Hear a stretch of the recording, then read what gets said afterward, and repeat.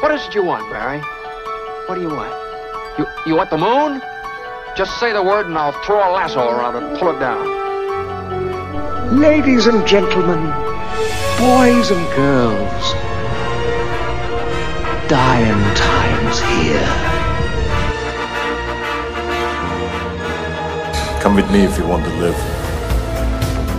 That's it, man. Game over, man. Game over. The Force will be with you, always. Ladies and gentlemen, welcome back to 20th Century Geek. I'm your regular host, Scott Weatherly, and you have joined us for part 2 of mine and Julian Darius's deep dive into Watchmen. Last week we covered the film and the original graphic novel in a discussion, and this week we're going to cover the sequels. We first get into Doomsday Clock and then the HBO series. So, without further ado, let's hand over to me. So you want to do Doomsday Clock or HBO first? Let's do Doomsday Clock. Let's do Doomsday Clock first, because it's a Jeff Johns written book, 12 issues, started 2 years ago, and has recently ended. And just as I said, spoilers. I've got them all here. Spoilers. we will be spoiling the crap out of this, so just be aware. So the overall story really is that Veidt has been found out, and nuclear war is on the way. Like, they appear to have reverted back, and so he uses Night Owl's ship Archie to use some interdimensional technology to travel to the DC main continuity universe in search of Dr. Manhattan, in the hope that Dr. Manhattan can do something to basically eradicate, as we've said before, eradicate nuclear weapons. He takes with him 2 new characters from the Watchmen universe, in Marionette and Mime, like a couple that base themselves on French sort of mime sort of characters, and a new Rorschach. And then once in the new universe, they start to interact with the DC characters, as you'd expect, sort of Superman, Batman, Joker, Lex Luthor, all the rest. And eventually it sort of comes to a point of understanding that there is a meta-universe with a sliding canon and a sliding origin that is all centered around Superman. This doesn't save the Watchmen universe, really. And although some sort of... I'm just going to open issue 12 just to remind myself.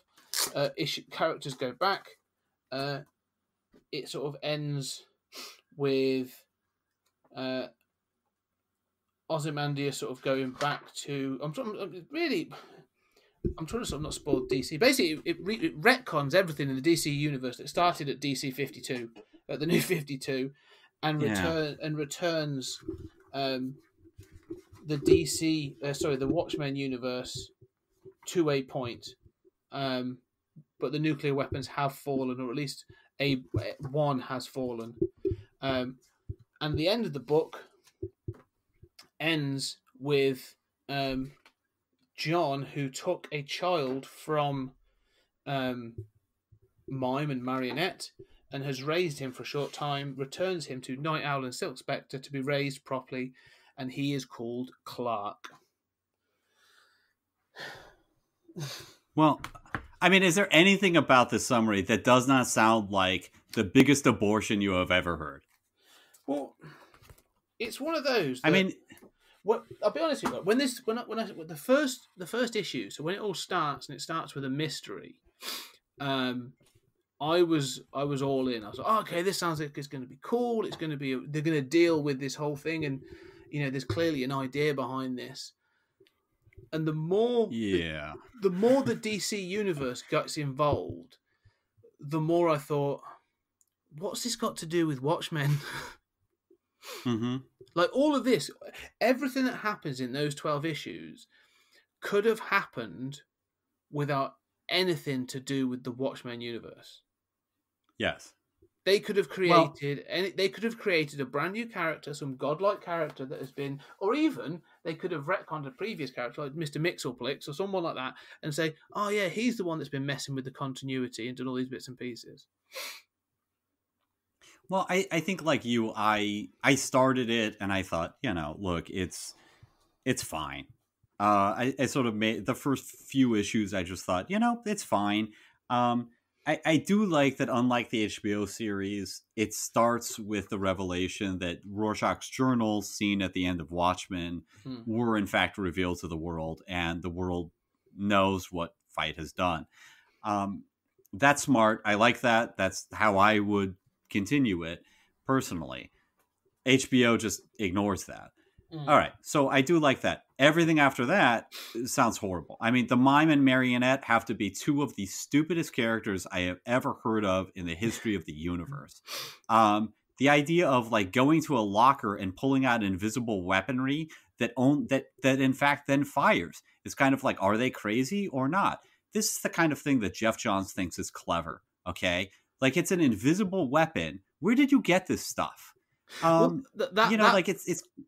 I have to admit, I don't know. It's so dumb. No, I agree with that, because I think that was one of the first moments when I was like, "Oh, he's writing for the DC universe. Like he's not writing for the Watchmen universe." Because the point of the Watchmen universe was, yes, there was technology had advanced in different ways, and they make the point of the in fact, I'm going to quickly check, but in the first issue, they're not leaving. Like, this isn't 2019 or 2020. Right. Like, they are leaving from 1992. There you go. So they are leaving from 1992. So it's 7 years, 7 years after the events of Watchmen. So they're leaving then. So yeah, it's acknowledged sort of in the book that because of Dr. Manhattan, there's been some different developments of technology and stuff. But to have this thing of like invisible guns seems so out of sync with what was going on in the Watchmen universe. Like, Manhattan's the only one with true superpowers. Right. So why is it that all of a sudden they've invented it that's never referenced, in that book? And it seems so out of place that I was like, look, I'm going to go with this. It's going to be a bit of an anachronism. It's out of place, but let's see how it rolls. But that was the first sign to me that this was a book for the DC universe, not for the Watchmen universe. Yeah, that's a very good call. I mean, I think, I had forgotten that they were in 92. The fact that they go forward in time and cross into another dimension, that's not good. I mean, and I went along with it because, it's the first issue. This is the whole premise of the story, But the idea that a few years after the original Watchmen, they have dimension hopping technology. Yeah, that's utterly absurd. And I think that gets into, you were talking about technology. That gets into a problem that both of these continuations have, which is that Watchmen, the original, is so controlled. The only thing that is, there are 2 points of divergence from our timeline that are major. One is that in the 1940s, there was a wave of costume superheroes kind of inspired by the pulps or whatever. And they didn't have any powers, but they took to the street and they fought crime, and they weren't really that important, but they made a big splash and, were weird. And then then Dr. Manhattan, is the one person in the entire universe with superpowers. He's got his own origin story, which is, a little more scientific than most, but it's still just a superhero origin story. But nobody else has superpowers. So, yeah, you have electric cars. He's changed the timeline. Everything else has flown out of, flowed from that. But there's no dimension hopping technology. There's no invisible weaponry. And the HBO series and Jeff Johns series both violate this basic precept of Watchmen in a lot of ways. And I think that's the thing about this is we said about sort of tone and the setting of the original book. And I think that's the problem is sort of I actually quite like some of the stuff Jeff Johns has done. I sort of I can sort of take and leave some of this stuff. But that, it's almost like, I would say that, if you take the first book, say original Watchmen, if you were to take it as a noir sort of, mystery novel predominantly, and then becomes more of a superhero storyline, okay, like you say, there's a fixed universe, and they've tried to ground it as much as possible, and then sort of, this, but it's a pastiche of, it's a satire of, those Charlton characters, but basically the DC universe. That's what it's sort of trying to get at. And I can accept that and say, okay, so there might be reasons that some things have happened, like you say, because they provide explanations for the most things in Watchmen. So I'm like, okay, if you've now got dimension hopping technology, okay, let's explain that. Is it because of something that Dr. Manhattan left behind? Is it, there must be some sort of explanation. And it's that sort of thing of like, no, it's just sort of like, it's comics and we can do this now. Right. And so it's like, it's almost, roll out. Let's just, okay, well, I'll accept that. Let's roll out to the next thing. And so you have to accept those things. But even when you find the justification for Veidt bringing Mime and Marionette with him to the DC universe, because again, it's a mystery as to why he's bringing them. He talks about bringing in their child, or bringing them because they have a connection with Dr. Manhattan. But when it's finally explained, it feels so weak and sort of unjustified. And I can sort of see why he's trying to do it.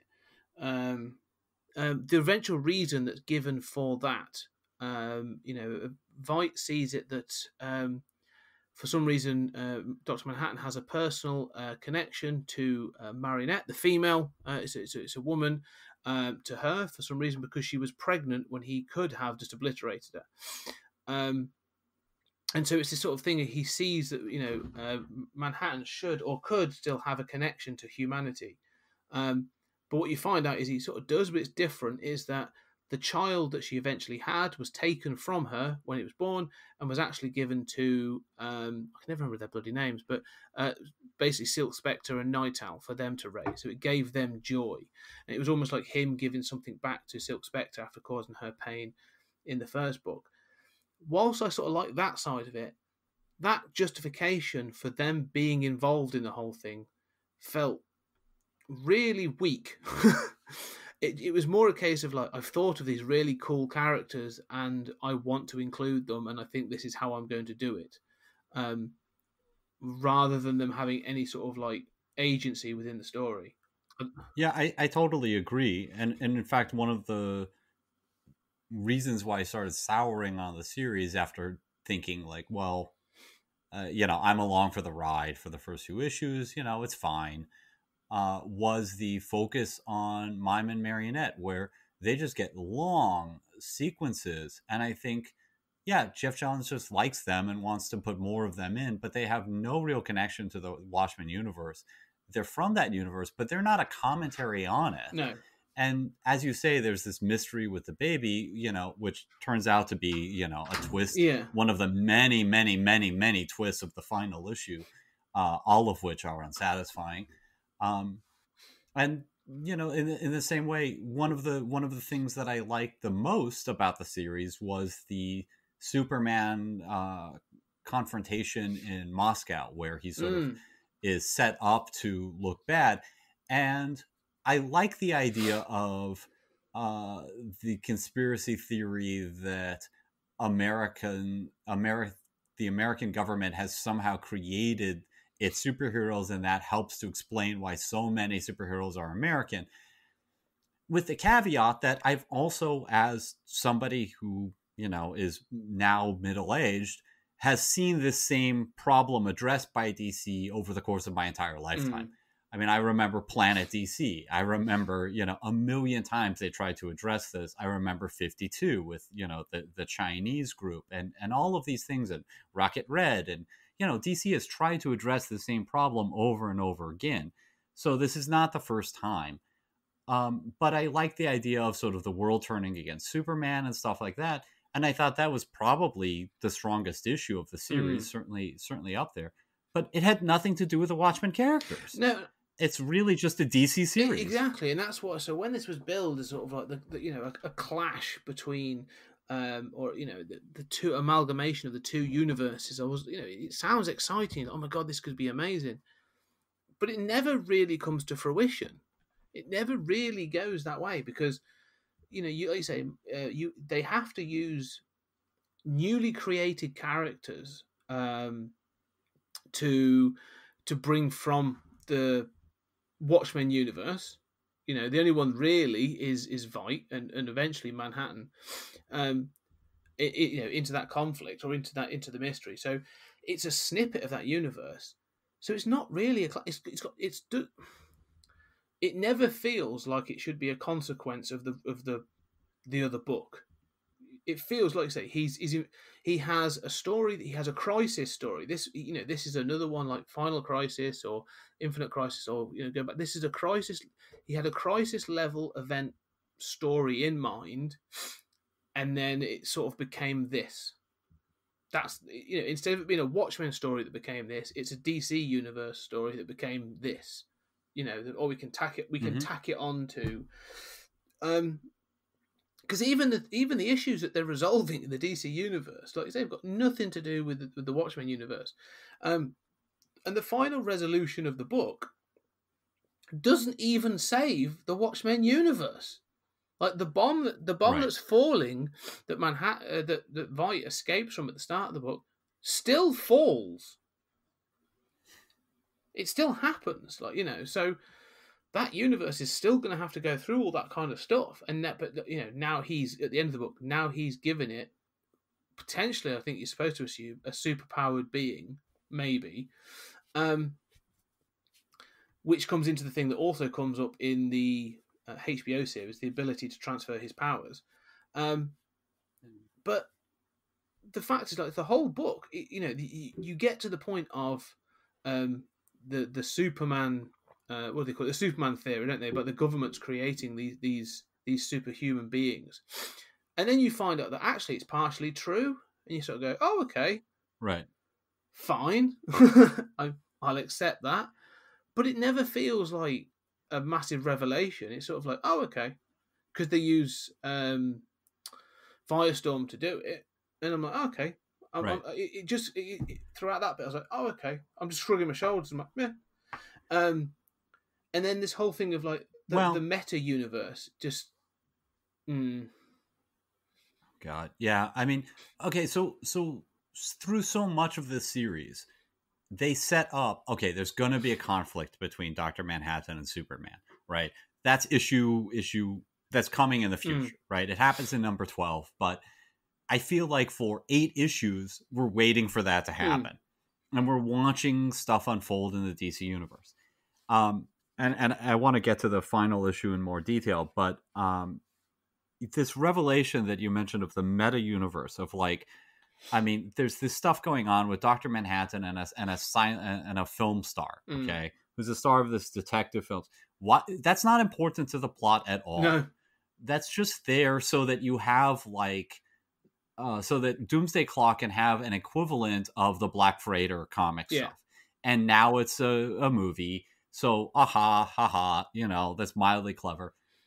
But none of that is important. None of that, I liked it okay, but it's not connected to anything else. So we kind of wade through that. We wade through this mime and marionette garbage. We get through this, stuff, as you say, with Superman and the Superman theory and all of this. And it's kind of it's supposed to be mostly not true and mostly a setup, but actually partly true. So you kind of have your cake and eat it too. And that's really just there to set up future issues. And then you get to this absurd thing, right? This whole meta thing that kind of attempts to take the sliding scale, the sliding timeline of superhero stories, which is the idea that all of the DC and Marvel titles within a year, probably, a month passes for those characters. Not all, it's not really progressing in real time.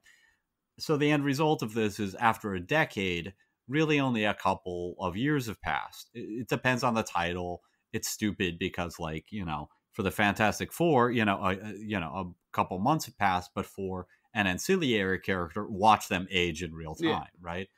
But one part of the problem of this is, like, you have, like, the origin of Fantastic Four. I mean, all of the Marvel origins are clearly 1960s Cold War origins. Those have all been retconned. So, like, it's not Vietnam, it's Iraq. And pretty soon that's going to be Afghanistan or something else.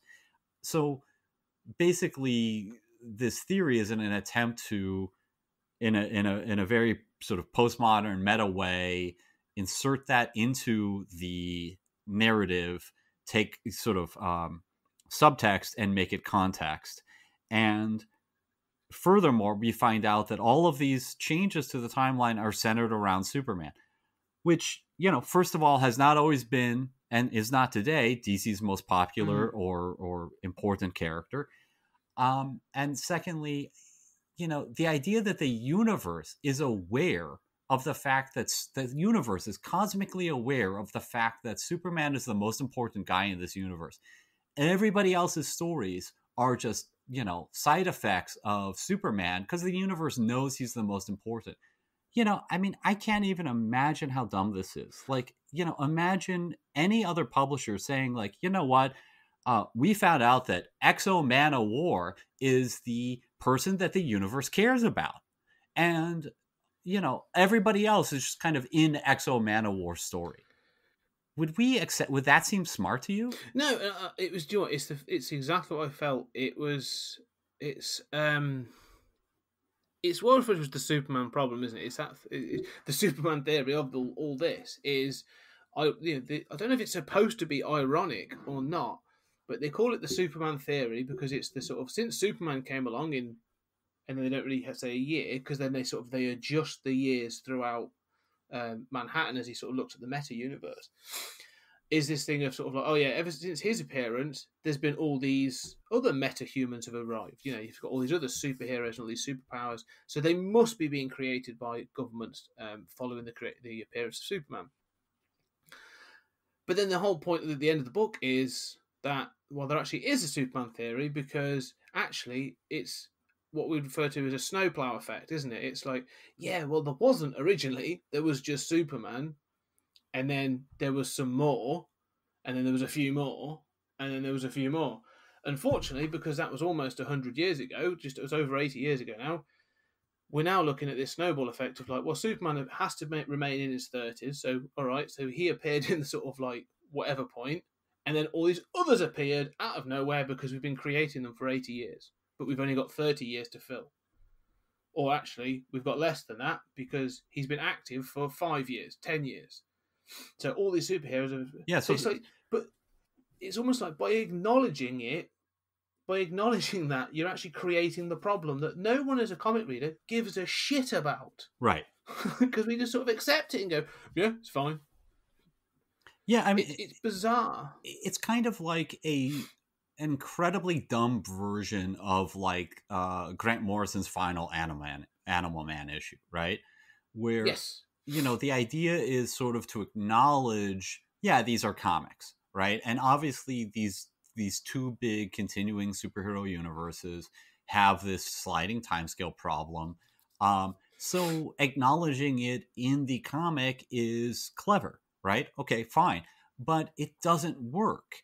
And having the universe adapt around Superman is, like, you can see how in a pitch meeting that sounds kind of clever, but you'd think like a few questions follow. Like, okay, how would this be implemented? What are the mechanics of this? Clearly nobody asked those questions. Well, it's because they don't care. That's the thing I would say about both these. It's like, that's not the question. It's because you say, why do they ever ask about the logistics? Because they don't care. Because they've gone, that's perfect, Jeff. You nail it. Go off and do your thing.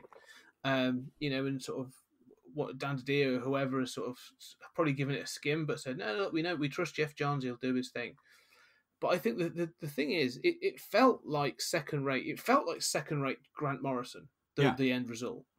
And like I said, we will go back, and there are things I really there are moments in this book I really enjoy throughout. In every issue, there was always something. But that end result felt like second rate Grant Morrison, where they've sort of acknowledged this whole the idea of the ability to change. In fact, they actually acknowledge in the book themselves, they provide their own a further problem, because they talk about the fact that although they're Superman, it's actually the instigating incident throughout it all is the moving of Alan Scott's Green Lantern. Yeah. So okay, so it wasn't Superman then, it's actually the moving of Alan. So is it the arrival of Superman or the instigation? Because that removed the Justice Society.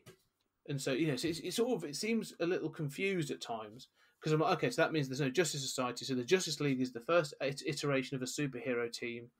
But even in that, there are characters that fit between the two and have a legacy across the two and all this other stuff. And it never felt like it was all fully thought out, as in, you're not supposed to go to that level of detail. But the other thing is, it almost... They are, by doing this, you are also discounting everything that's there are other things that have gone before. So they had like multiversity, which is what sort of like gave us the 52, what detailed what's in the 52 universes. And it's almost like, it was a Grant Morrison sort of like pet project. It was something he wanted to do. I actually quite enjoy a lot of it. But there's bits in it that acknowledge that they are, as you said, a comic book. Like there are characters in that book that know they are a comic book character. And actually, I don't know if you've been reading it, but in his recent like Green Lantern series, there's a moment where Hal Jordan has a confrontation with Superman, and they're talking, and sort of Superman's giving it his spiel, and Hal actually says, like, look, do you not notice that? The break between our word things. Yeah. How we don't move properly. And Superman's like, what? No, I don't know what you're talking about, Hal. And so Grant Morrison's still drip feeding this notion in that actually, like, what we are viewing is a 2D universe. Like, this thing exists, and it's sort of like, it's real and has almost a knowledge of itself. But then Jeff Johns is like, no, it is a real universe, but it's a sliding universe, and it's all centered around Superman. And it's sort of like, DC, you need to pick a fucking lane. Yeah, absolutely. Stick to it. Well, and how about having somebody edit this stuff? I mean, part of the problem is, I mean, you pointed out already that the climax of Doomsday Clock sort of like is yet another reboot. And essentially sort of, as an attempt to, oh God, I mean, I can't believe I'm about to say this. Like, Doomsday Clock is intended to wrap up the story that began with the New 52. Well, the New 52 was an abortion. It was, it was a big sales boost, but ever since New 52, I can count on one hand the number of readable DC comics that have been published, and I am a lifetime DC reader. Also, the continuity has been terrible. And it is clear when they launched the New 52, they had no idea what they were doing. They were just lying about long-term plans. There's tons of contradictions between the various series, right? They bring back the old guys. This is just a mess. And the idea that somehow, there's another sort of like soft reboot is a solution to anything just angers me. Well, I think that the other problem is when that Doomsday Clock was originally announced, they made it quite clear, and there were press releases that said there will be things in this book that you won't have glimpsed yet because they're going to happen a year from. This is a 12-issue series that is going to happen a year from now. So you haven't heard about the Superman theory yet. You haven't heard about why Gotham has turned against Batman. And you're like, oh, that's interesting. Okay, well, that's a little bit of a glimpse into the future. Then let's see how they get there. I don't think they ever did. No, absolutely not. It was so even in their own sort of straightforward continuity, the fact that this took so long to come out is almost sort of like taking itself out of continuity. Yes, right. And So there's all these. There are only a few references to it in the mainstream stuff. You remember, there's this whole stupid crossover of the button, right? Like Batman finds a Watchman button in his cave. Oh, it's so fascinating. He found a button. How was that important to anything? And then years later, we get the Doomsday Clock, and it doesn't wind up being important to anything except there's this kind of soft reboot. And within the DC universe, the thing that this is important for is, besides the kind of like soft reboot, stupid meta thing with Superman, is, I mean, I cannot believe how stupid this is. In the final fight, right? I mean, like, the conflict between Superman and Dr. Manhattan should be a conflict between the prototypical superpowered superhero and the sort of ultimate deconstructionist, sort of smart, realistic version of the superpowered superhero, right? That's what those two characters are. Instead, it becomes this ridiculous fight with that's just like every other climax to an event comic, where a million superheroes are fighting. And, Jeff Johns has time altered so that the Justice Society and the Legion of Superheroes show up and join the fight.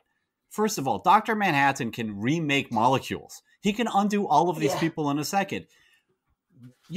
This is not an asset to the fight, but of course it's presented as if it is.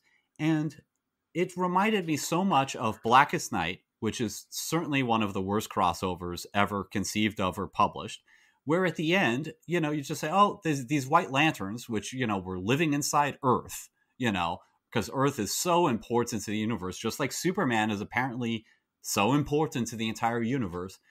They're going to bring back from the dead this handful of characters who I have personally selected as wanting to be alive again. No other significance. No, there's no pattern by which these, people were brought back. But we're going to bring them back and bring them back into DC continuity. Makes no sense within the narrative. Absolutely, serves no point whatsoever except I want these people back. So why is the Legion important? Why is the Justice Society important? They're not. It makes no sense that you would choose to bring those back. It makes no sense that they would be important to the fight. And the only justification for any of that we ever get, and this is, again, mind-bogglingly dumb, is that the sliding scale. I mean, there's this sequence which is mildly clever where you kind of get the future DC crossovers mentioned, right? Including a DC Marvel crossover. And it's like, we all know none of this is going to happen, right? You couldn't even manage the button in this event. This is just having a bit of fun. But that somehow these reboots are going to keep happening with Superman at the center of it until the sliding timeline reaches the year 3000 and the Legion of Superheroes, at which point the DC universe somehow reaches its apotheosis. Except the Legion of Superheroes was always 1,000 years in the future. So the sliding timeline affected the Legion of Superheroes too. So, like, this only makes sense within, like, your own weird superhero universe. And even that isn't consistent with anything we've ever seen in your own weird superhero universe. What is going on? I'm sorry to rant, but... Yeah, no, I agree. The point of this is to have that confrontation, but considering that Manhattan apparently has been dabbling in the DC universe for whatever point, he seems incredibly passive at the end. They both want to paint him as sort of like the Watcher, but then also as sort of taking a hand in adjusting things and sort of like experiment. But again, it comes down to the thing of like, pick a lane. Like, if he's going to be a character, like, is he going to be a Watcher or is he going to be, an actual antagonist, for want of a better phrase, because he's dabbling in the universe. They don't seem to know what they want him to be. And that sort of seems to make him almost like less important, if I'm honest. Mm-hmm. Well, like you said, he doesn't even need to be in the story. No, he's inconsequential because it could have been anything. I think actually this story would have been more interesting if I don't know about introducing a whole new character to wrap it up, but it feels forced for it to be Dr. Manhattan. I think it would have been better to have someone like Mr. Mxyzptlk or someone like that has been around for all this time, is like eventually sort of found that they did have the ability to do these things. I don't know. But this is the thing. So it comes back to this thing of like the overarching, the big story, with it all being wrapped up in this thing in issue 12. It feels like the reboot that they're resetting the universe, but no one else in the DC universe or in the DC titles is paying any attention to it. So they're all like, well, we're carrying on with our stories. Like Bendis is obviously doing his own thing as Superman, and Tom King's wrapped up on Batman, and they're all like, yeah, you carry on, Jeff. It's been fine. It's been fun. We're not going to do anything with it. And so not only is this book, which has been touted to sort of, again, one of those things of like, nothing will be the same again, is it completely inconsequential. It actually feels inconsequential in its own book because of like you say, of sort of bringing those characters back. You're like, that should be a major thing, DC wide, but it's just not. Yeah, I mean, you get to write a sequel to Watchmen. Are you kidding me? How many writers? I mean, granted, it's an intimidating project, right? But you think, and I think Gary Frank does a good job. I like him as an artist, but you would think like, oh wow, I get to do a sequel to Watchmen, and the choice was made to bring them into the DC universe, or at least a few characters, and we were promised that was done for a reason. It was all leading toward something that informed both the DC universe and the Watchmen characters, and the end result was something that did not inform the Watchmen characters at all, and really the destruction of the Watchmen sort of apocalypse that happened just reminds me of Squadron Supreme, where it's like, okay, yeah, they're off in their own little universe, let's just destroy it because nobody cares. Well, they did the same thing in Marvel with the Ultimate Universe. It was fine. It was a little experiment. It brought us Miles Morales and some other things, but for all intents and purposes, gone. Doesn't matter. Right. And so but the thing is, a lot of comic readers are just used to that. So it's funny. I mean, the thing that made me laugh is when I got issue 12 through in the thing. I got it from Forbidden Planet. So when it comes through, and I obviously get the email saying it's been sent, and I also get an advertisement for the latest Marvel thing. And the latest Marvel thing is this new end-of-year murder mystery thing they're setting up. Like, someone's been murdered, someone's a suspect, and it's going to change the Marvel universe forever. And I was like, oh, it's that cycle, isn't it? Of like, we're just back on the train. I don't care. This book hasn't commented on anything. It hasn't addressed anything within comics. It's not comics commenting on comics, other than say, yeah, we've got a sliding timeline, but you're not doing anything with it. You're not bringing it like Watchmen, as we said, sort of. Alan Moore brought it to its inevitable conclusion by saying these characters are going to progress and they're going to age and they're going to have politics and an idea. With this, it was just like, well, no, we've got to address the fact that there's been these crises events, or in fact, it doesn't even address the crisis events. It ignores those all entirely, and sort of says there's a sliding timeline and things may adjust and change to accommodate, that. And it's like, oh, okay, I knew that.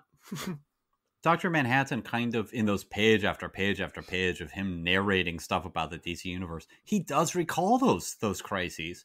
But I mean, it's so incoherent. I mean, but you said it makes no commentary on anything. It just kind of propels the universe forward.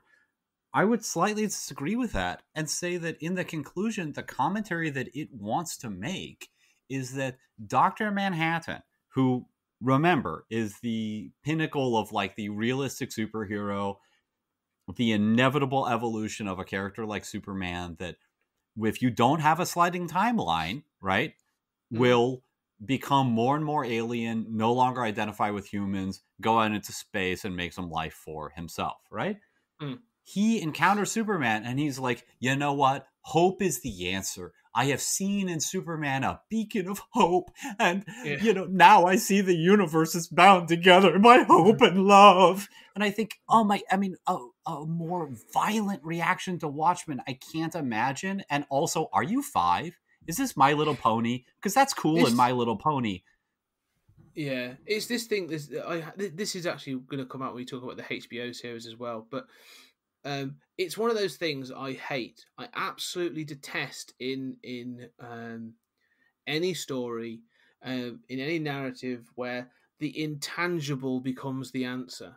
This idea. So another example, the ones that I almost threw the book out of the window when I first read it, and I continued through the rest of the series, is the first Harry Potter book, in which Harry Potter defeats Voldemort at the end, and he's attached himself to one of the professors. I can't remember which one now, but he beats him because he has been protected by some form of magic. And when he says to Dumbledore, he says, "Well, what is that?" He says, "Oh, it's a mother's love." And I'm like, "Oh, for fuck's sake!" Yeah. Like, that's just utter shit. I hate that kind of thing because it's so intangible and so sort of like, I'm not going to say hippie-ish. It's just garbage because it doesn't have a basis in anything. And it's the same thing with this idea of hope. But like, why would Manhattan care about hope? Because he would just be a comment of like, well, society is bound by hope. This is fascinating. Maybe I should take hope away and see what happens. Like that. Surely that would be actually, if I take Superman out of the picture, like actually a better story. He says he moved the Alan Scott's lantern 6 inches out of reach. That's interesting. Okay, fine. Well, what if he went into space and just adjusted the trajectory of Superman's rocket 6 inches? Right. Then it misses Earth completely. Well, I mean, I also think this. You're so right about, and Jeff Johns has done this before. I mean, this is the Green Lantern stuff is filled with this nonsense, just absolute nonsense, vomit-inducing stuff. This thing about hope. Do you mean to tell me there's no hope in the Watchmen universe? And again, I know it's popular to trash the 1980s, dark revisionism, but Watchmen has plenty of hope in it. All Dr. Manhattan needed to see was humanity rebuild after New York. There's plenty of hope in that. There's, hope in Dryburgh moving on with his life. There's a million instances of hope. He could be in Vietnam and see a crazy soldier going like, we're going to win this war and I'm going to kill them. And been like, oh, he's got so much hope. I'm inspired by that. But it's always Superman. It's always Green Lantern. It's always the main character that it's like, golly gee willikers, I never encountered hope in my life, but now that I saw it in you, Superman. Well, this is the other thing I say about with Manhattan, this ability he has to see his own timeline. So he doesn't experience in the same way that we do. So he experiences it all, and they acknowledge it in the book. So there's one point where they're on Mars and he has a fight with Guy Gardner. And then he says something. He says, "Oh, sorry, I was out of time. That'll make sense in 6 minutes or whatever." And you're like, okay, so he still has that ability to see his own timeline. Yet, he has an arc of this thing of sort of saying, "Oh yeah, so I now see there's hope, and I now see there's like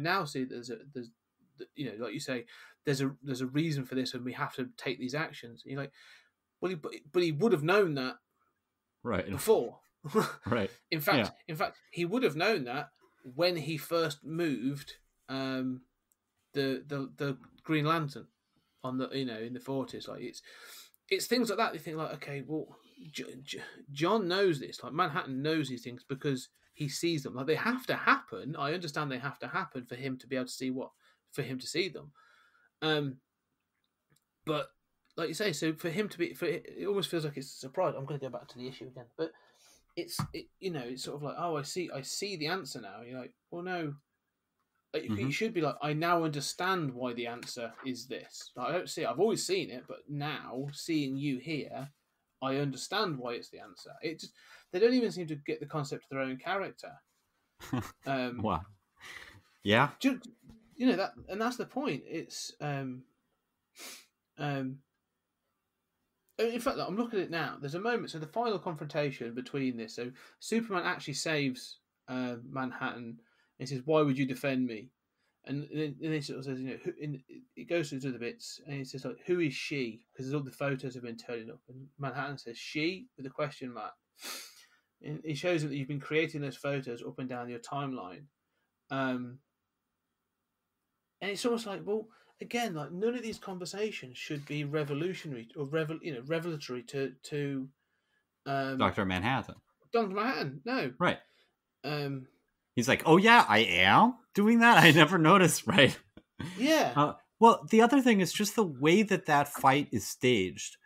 There's the page of sort of Dr. Manhattan in the middle of the page. It's a well done panel of just sort of him with a serene view on his face, and the setup is that he is willing to accept whatever happens, and he thinks Superman is probably going to kill him, and that's fine.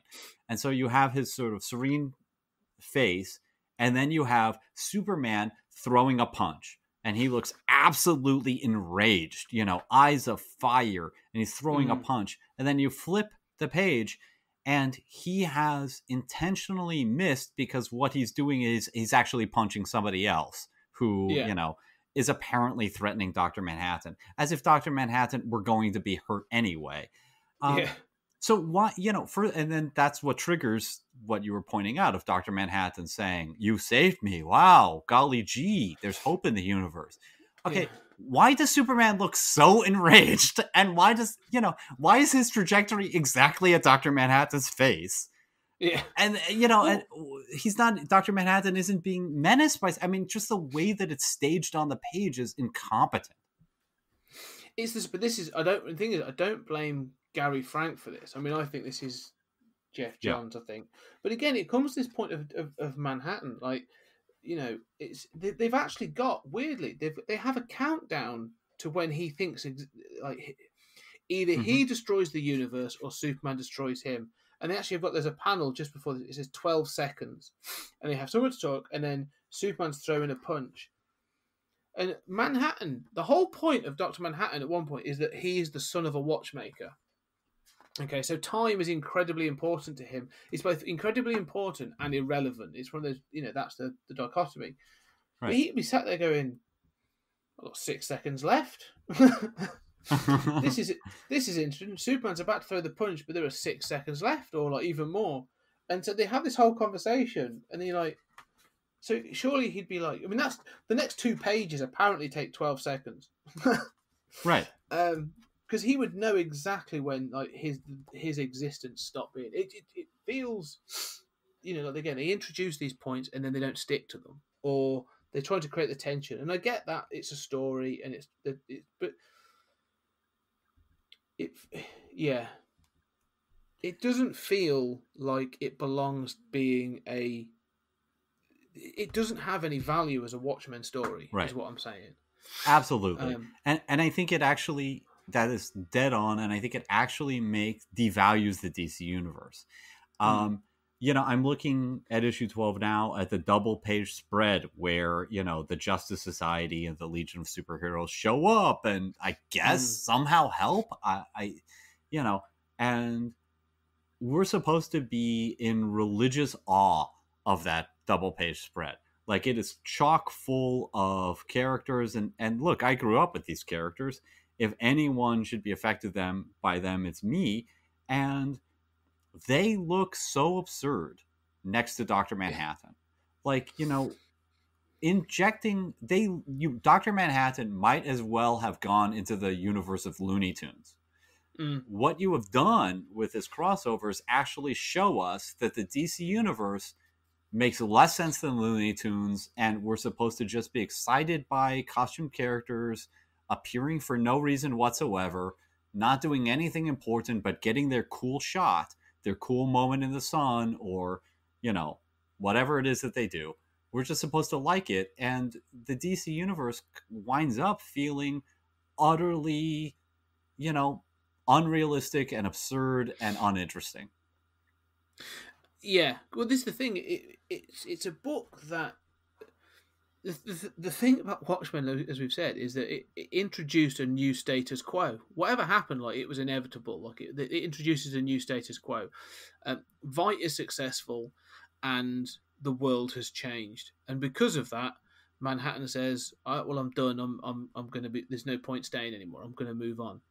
Right. Which is interesting. What this does, this book, is saying we're actually going to bring all the pieces back on the board, and we're going to return back to a previous status quo because we tried to make changes and it didn't really work. So we're bringing them back. Right. And in order to do that, we needed these other characters. Like, no, you didn't. You didn't need those other characters. Like, this could have been done in any number of other ways. Mm-hmm. So well, yeah, just to wrap up, I mean, one of the points that you made about the original Watchmen is that what makes it so great is that it has an end.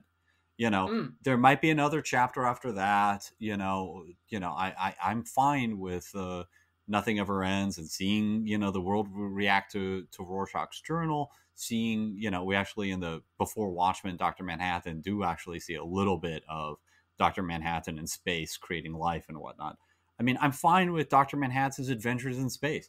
I mean, Moore and Gibbons were going to do a Minuteman comic. I mean, I don't object to there being sequels or prequels. I'm not, and at this point, after Snyder and everything else, neither one of us are a purist, right? No. But your point about the original Watchmen is that it lets stuff progress and comes to a point. And here, the entire point is regression. It's the New 52 made a bunch of mistakes. Let's just undo selectively what we want so that there absolutely can never be any progression. Here's a new Justice Society. It'll be just slightly different from the one you knew to make it interesting until the next reboot.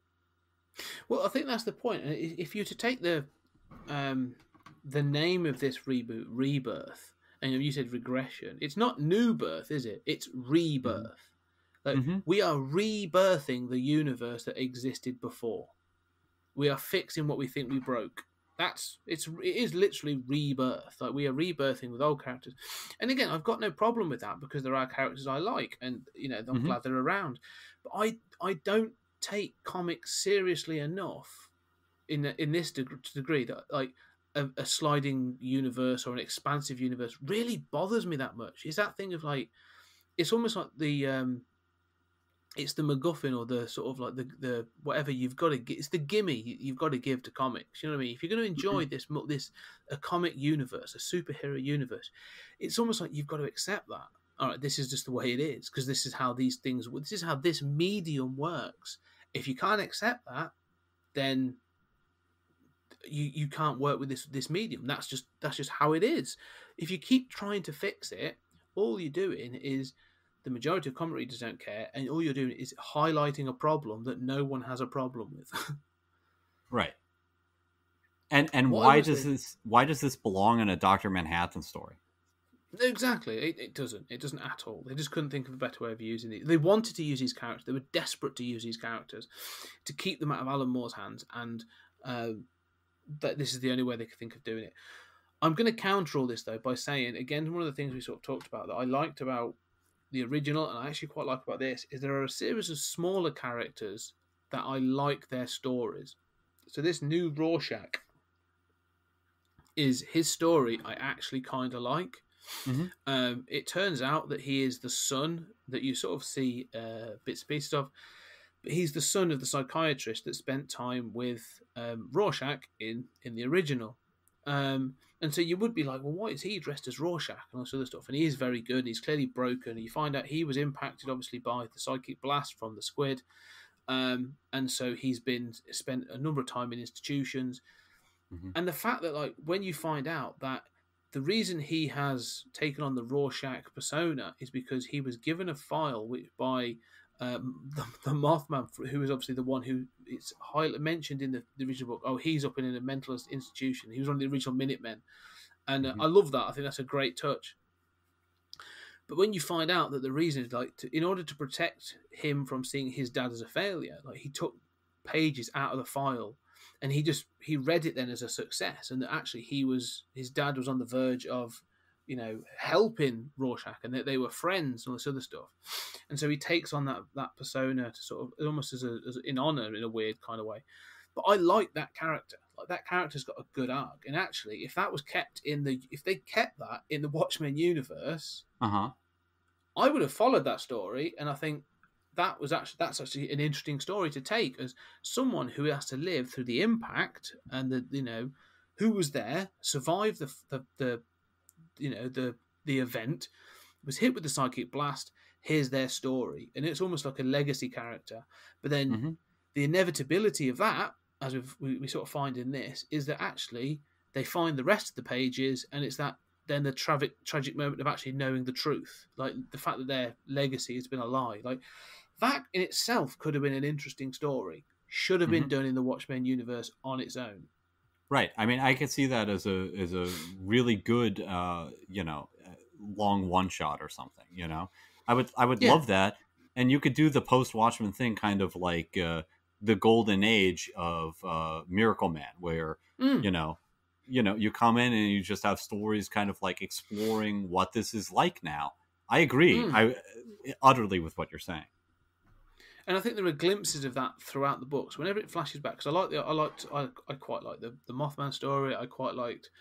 There was they do a flashback to like a weirdly sort of, considering they do the HBO series, a black sort of hangman, like sort of a hero that goes up against clan members and stuff.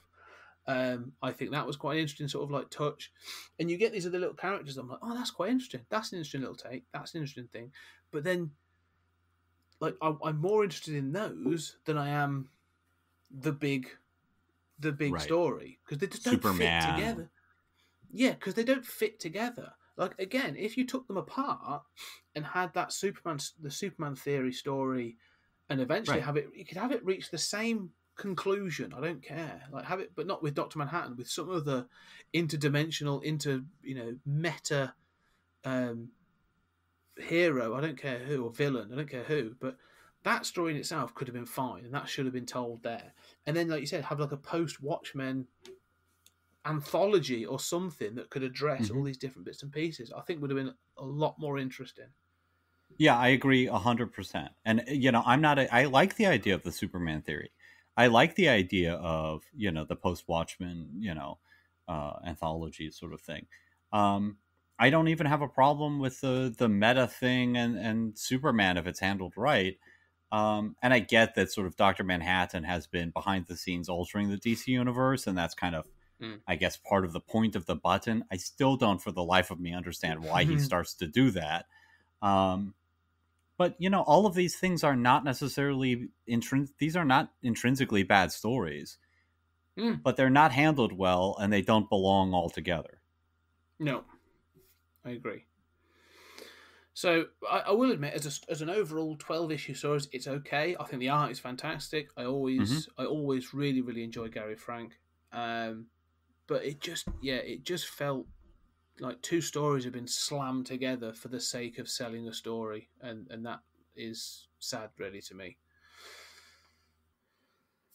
Okay, so we've covered Doomsday Clock, and we've made our feelings quite clear about that, I think. So let's move on then to talk about the HBO Watchmen sequel as well. So this obviously is played up as a completely direct sequel to the Watchmen graphic novel. It's set in present day, or thereabouts, and the story is that at some point there was some events in Tulsa that have led to police officers wearing masks and taking on sort of like vigilante identities, but vigilantes are still outlawed, so they're sort of sanctioned vigilantes. And we meet Night Nun, and there is a murder mystery when her lieutenant is murdered. I'm going to sort of leave it at that sort of point. So let's start with, what were your first thoughts then when you started watching this series? Yes, that's a very good question. And I think her name is Sister Night, although I love Night Nun. I want to write Night Nun,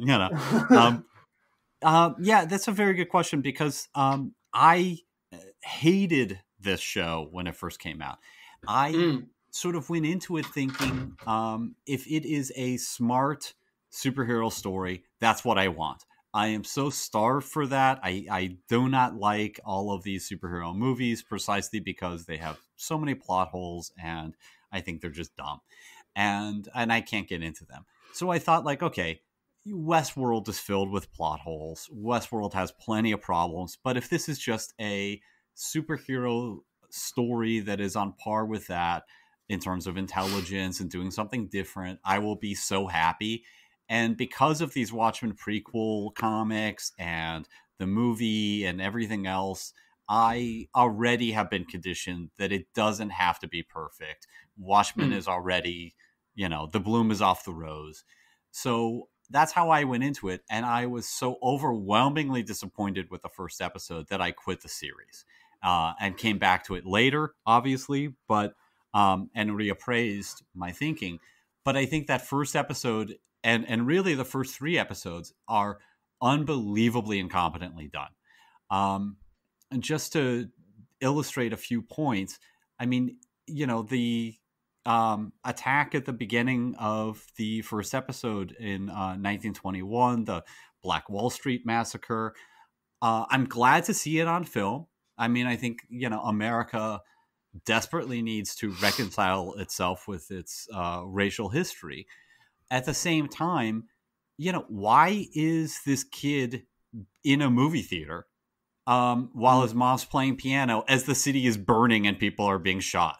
I don't understand that. I know what it's doing for the plot. You want to get him watching a Black vigilante movie. I got that. But, there are so many things like that that just are not well done. And then when you cut to the present, your first scene is there's a black cop. You're introducing the idea of cops have masks, which I think is a stupid idea and ultimately goes nowhere and is, reversed by the end. And then you see a white guy pulled over. And you can see that the show is trying to riff on the current American racial climate with Black Lives Matter, which I support very strongly.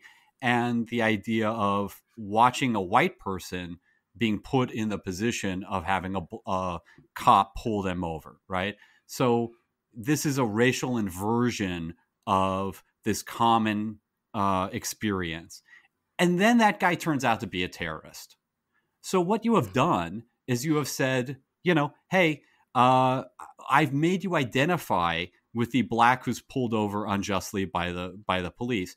But then I've said, guess what? That black guy is a terrorist. It was good to pull him over. You've just undone everything that you set up. And it was clear to me the show does not know that it had done that. It was more interested in playing with that idea than actually knowing what it was doing and judging it and following through and having a message. Sorry to go on. What were your first thoughts?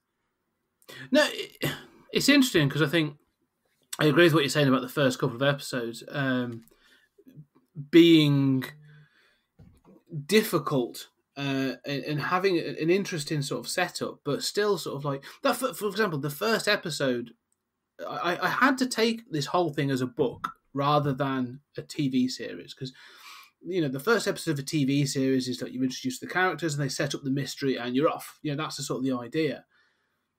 But the first episode of this, it just gives you lumps of information. It's like, oh, there's this, and now there's this, and now there's this, and it was just like, I'm not sure what this is setting up. Like, it's an interesting world, as you sort of say that you get the 1921 race riots, and then you're okay. That's again like a piece of history I'd never known about before. That's interesting to know about. Jump to the present day. Okay, here's the status quo. And you obviously get, the police officers wearing the yellow masks, and they've got to have their guns released from Central, the police station. But then you find out that beyond your rank and file, as it were, when you get to become a detective or everything, you take on an identity and a mask. And so you've got like Mirror Mask and Red Scare and the Pirate, and obviously. Sister Knight. Sister Knight, yeah. Sorry. I was going to call her Knight. Yeah, and you get these characters, and I'm like, okay, this is an interesting status quo. So, what is it you're telling me is now the mystery? What's the point? What's the story? What's the plot we're trying to solve? And then obviously adds in bits as you go along. And then but then when they sort of again, we're going to spoil the hell out of this. So obviously, we're talking about it. So when they kill, so when at the very end of the episode, sort of the elderly black guy who you've seen sporadically throughout that episode kills Don Johnson, who's the lieutenant or whatever, the captain of that police force. And they're like, oh, and here's the mystery: why has he done it? And it's a bit like, oh, why didn't this happen 20 minutes ago? The pacing of those first episodes just felt so sort of lumped together, and it wasn't until you sort of watched the whole thing that, if I'm perfectly honest, and I really enjoyed it as a whole. I actually really enjoyed it as a whole. But when you get to the end, I was a bit like, they started with the end and worked backwards. That's how this feels. Like they clearly, it's like there were 4 or 5 bullet points. They were like, this is going to happen. This is the end point we want to get to. This, and this. How do we get there? And then they created a story from there. And they sort of, in many films, in many places, or TV shows, they really didn't stick the landing on this one. In this one, I was like, oh, they blew the takeoff. Yeah. Because that first episode, to me, was incredibly weak. The first episode is probably the weakest of the whole show. I agree, although I think the second and third are on par. I think they are abysmal. I mean, I think they are just a D, and that's being generous. I mean, even like the third episode introduces Laurie Blake, and it's like, the former Silk Spectre, and it's like, I remember this character. You have first of all, why has she adopted her rapist dad's last name? That makes no sense. You've reinvented Silk Spectre, as a hard-nosed cop. Like, she is straight out of Law and Order SVU. Like, I'm a sly, wise-talking police officer. And, and then there are occasional kind of like, wanna be deep sort of philosophical comments that she makes. And we're supposed to think that they're deep, but they're really not. I mean, my own take about, what you're talking about is sort of like the way it's meant to be a book is that I get that. And I like that they're trying to do that. And I think it's sort of imitating what Watchmen does in terms of the original, in terms of just throwing you into this world that's an alternate universe, right? Things are a little different. They don't tell you right away, like, oh, okay, Nixon's still president and there are electric cars and yada, yada, yada. We won the Vietnam War. They don't tell you that. They just sort of throw you into this world and let you experience it and figure these things out. I think that's smart. I like that. My problem is it's clear from the beginning this is not carefully constructed and that they do not have this figured out. And by the end, rather than feeling like this is a coherent whole and this was all planned out and you knew what all of these elements were here for, I feel exactly the opposite. Like, this has been just a morass of bad plot-making decisions, but that had these tremendous highs along the way. Yeah, I know what you mean. And I'm not entirely sure I fully agree with the whole plot thread's not, because to me it was that thing of, like you say, I had issues with the finale, and we'll get to this, but it did feel more so like that they'd work backwards. To me, there were certain plot threads I think I was like, I liked how they wove together, and there were certain payoffs and things like that. And there are others that I'm a bit like, it doesn't need to be there. Again, using sort of like Silk Spectre, Laurie as a sort of in this new way feels I would say that the majority of the original characters aren't used as well as I would like, but the new characters are actually really, really good in many respects. Like I actually kind of like them. And I wonder if I don't know. It's sort of like you say, putting her into that position, like that you get, like you say, you get information along the road that you find out that. So Silk Spectre and Night Owl, although they settle down at the end of Watchmen, and this seems to be an ongoing thing because we talked about it with Doomsday as well. This notion of like, well, no, they couldn't. They've got to get up and carry on, and there's a new a new status quo. So, but actually, they couldn't settle down, and they went back to vigilantism, and they were captured. And Right. Dan was taken and sent to prison because they obviously keep making these sort of less than sort of obscure references to an owl being in prison. And she was then given the opportunity to turn state's evidence and then join the FBI. I'm not sure that's how it works in real life, but fair enough. That Right. seems really iffy, but still. And so she's become this hard nose. But again, that's the information you're given. It's almost like, for the amount of backstory you're given for the new characters and where they come from and explains why they're the way they are, she gets very little. It's like, but the character I knew in the book isn't this. So Right. what's happened over that 30-year period to make her like this? I don't know. I want to know. Oh, well, she went and did vigilante and she became an anti-vigilante FBI agent. Oh, okay. Is that it? Yeah. Is that what I'm getting? Is that what I'm going to get? Yes. Oh, okay, fine. I'm not going to worry about that then. Right. You're completely correct. But I also think that a lot of the elements of the new characters aren't really explained or don't make sense. I mean, for example, it's essential to the entire idea of this series that police wear masks. And this is, you later find out, oh, this is because of this massive attack that happened, that they got the idea, well, cops should be masked because they were attacked in their homes. Okay, this is the stupidest idea.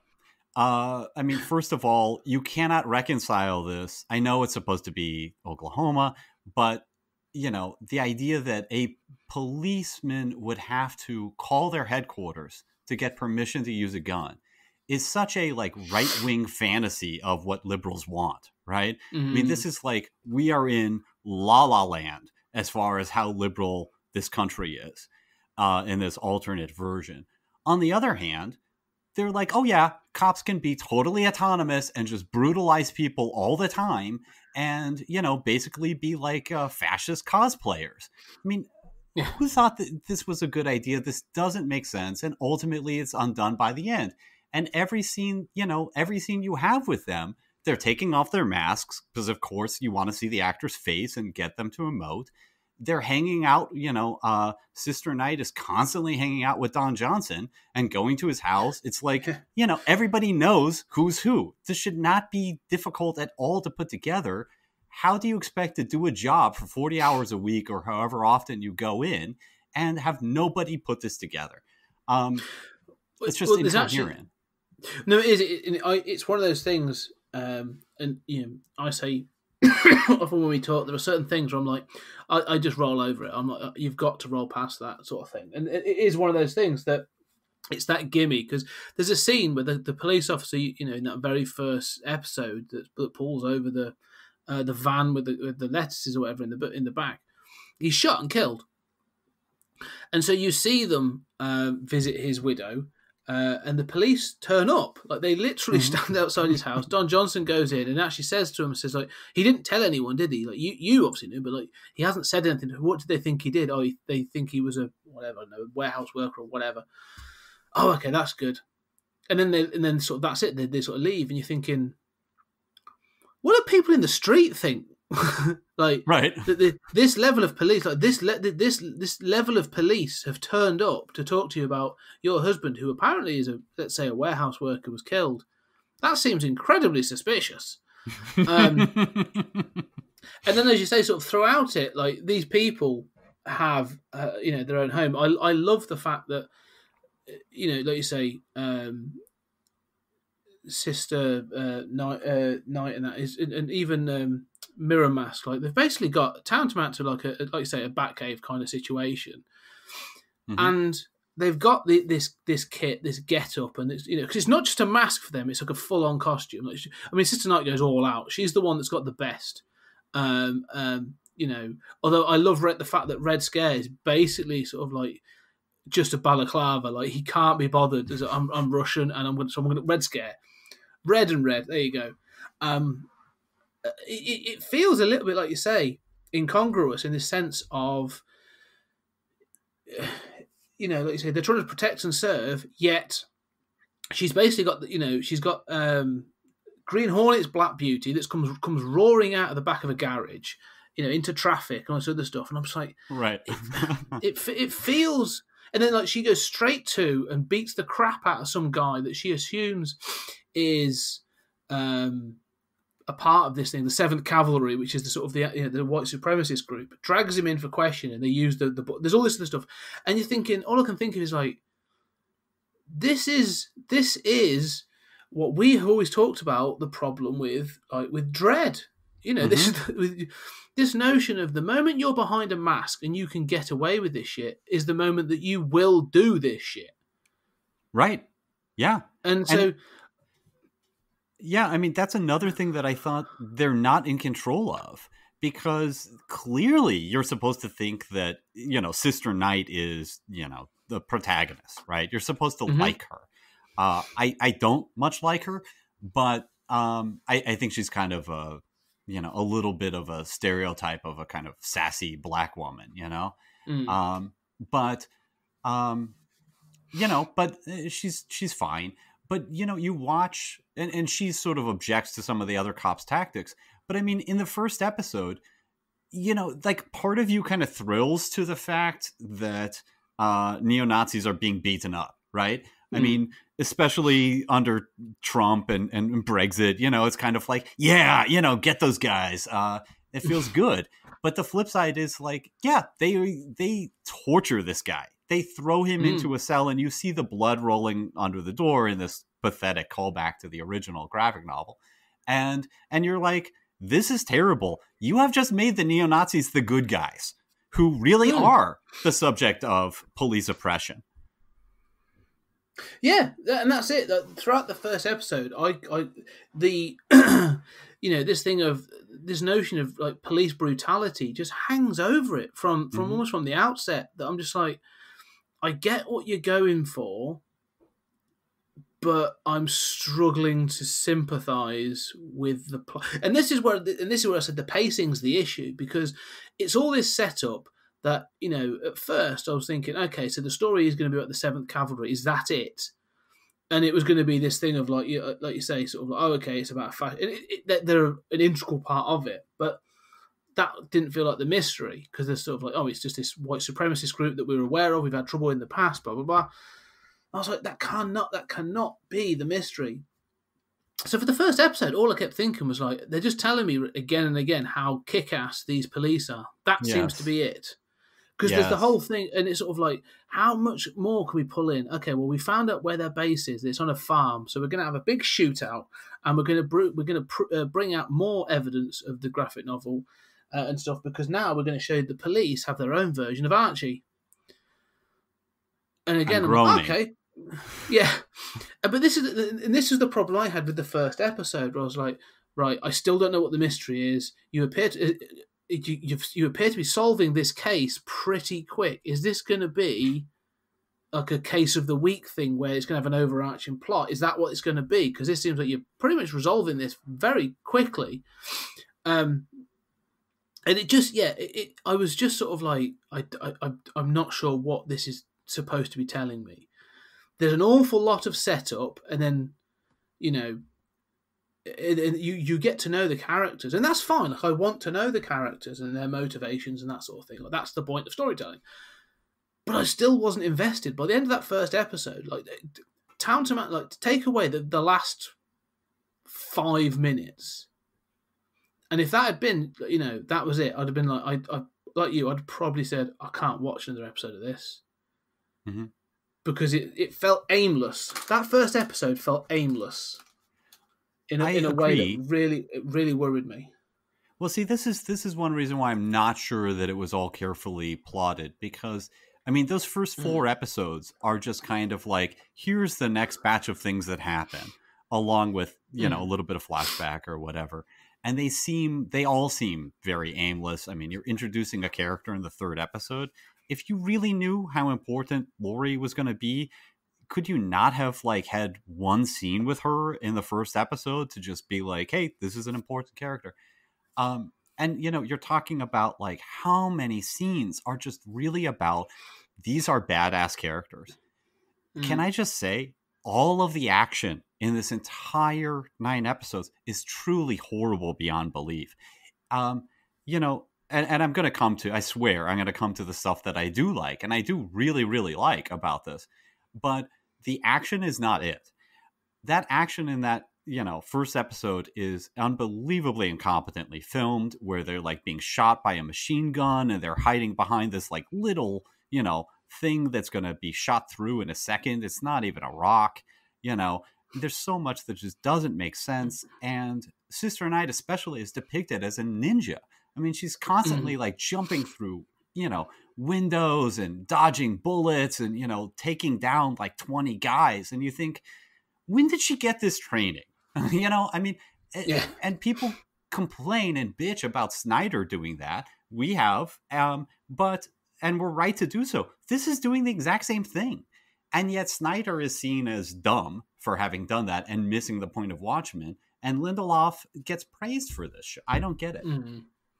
No, I totally agree. That first episode to me is a massive misfire. Like, again, I'm interested in some of the characters, but if you didn't have this thing of Don Johnson's the captain being killed in the last couple of minutes and hung and stuff, like, you know, and they make the point of it's Lou Gossett Jr. who I've just got a soft spot for Lou Gossett Jr. for all the 80s, 70s, and 80s action movies and stuff he's done. So the moment he's in it, I'm like, oh, I like him. He's in it. That's cool. But then they raised the question of like, how did he do it? Mm-hmm. And that to me, I was like, okay, I'm interested enough now to know, at least watch the next episode. And I think that was the problem. By the end of the first episode, I wasn't like, I'm in it. This is me now. I'm done I'm in for the series. It was, okay, I'm going to watch the next episode and see how it goes. Right. I very much know that difference, right? It's like, you just bought yourself one more episode, you know, like you're on probation, you know? Yeah, exactly. It was. Those last sort of minutes of that show, of that episode, bought them another episode. And I'm like, okay, I can sort of see what you're doing.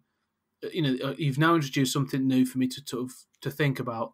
You've got another episode. And that was fine. And it builds from there. Well, because you do get other elements thrown in. But go on. Yeah, I mean, you mentioned Archie earlier, and you know, before we get into, you know, again, there's stuff that I love, I really truly love, but one of the things that I think is also an unbelievable, just, you know, facepalm, is the use of technology. And you mentioned Archie, the Owlmobile. And, you know, in the first episode, it's just in there. And it's like, you know, I mean, the show has this problem with callbacks where it does these callbacks to the graphic novel, but they never mean anything. It's like they're stripped of their original weight. And so, you know, you're just supposed to go, oh, cool, they've got an Owlmobile. You know, there's Archie. And the idea is kind of, again, like, you know, with the pulling over of the white guy, the idea is sort of like a riff on how the U.S. government has given military surplus to all these local police departments. I get it. Okay, that's kind of clever. Except you think like, okay, if they had Owlmobile technology, why would they just make like a duplicate Archie for every police department? Like, you've got hover technology. Make a hovering, you know, armored personnel carrier or something. But it's like, no, we've made duplicates of the Owlmobile. And then there's the callback of they use a flamethrower. And it's like, oh, God, why would you leave the flamethrower in? It's mind-boggling. And then, you know, the plot throughout relies on all of these weird technologies, right? There's this like forgetting device that is given to Dr. Manhattan. You know, then the bad guys have suddenly have a tachyon cannon. Where the hell did they get this? You know, I mean, there's so many, not just new technologies, but weird and incongruous technologies. And one of the things that we talked about with the original graphic novel is that the controlled nature of its narrative, that yes, there's electric cars, but everything flows from, you know, Dr. Manhattan being here, right? It feels like in this, Lindelof did not understand that, and it's just like, it's a superhero universe. We gotta forget me device. Why not, right? Yeah, it. I mean, later on they have certain things that they do. It harkens back to that sort of like golden age, silver age, pulp comic kind of mentality when they get into the Minutemen kind of stuff. And actually, when it gets into that thread, when you get to know more about the origins of Hooded Justice and who he really is, and that sort of, and you see the sort of the early, what is it called, the Cyclops kind of thing, like. Weirdly, I'm more forgiving, and I really enjoy some of that stuff. Like when they've got that, the hypno kind of thing that they've embedded in the sort of the cinema, the film and stuff, because it feels like the kind of thing that you would have had in a sort of a golden or silver age comic. So I'm like, okay, actually, that completely. I can imagine that this story or this plot being in a pulp novel, so I can imagine it in like a Doc Savage or even in some of those other things. I can completely buy that. So do you know what? That actually works for me. But like you say, the sort of the advancement of technology in the present day feels oddly out of place, and it's weird that I'm willing to accept this in the 40s and the 30s, but not in the present day. And I think it's because it seems to.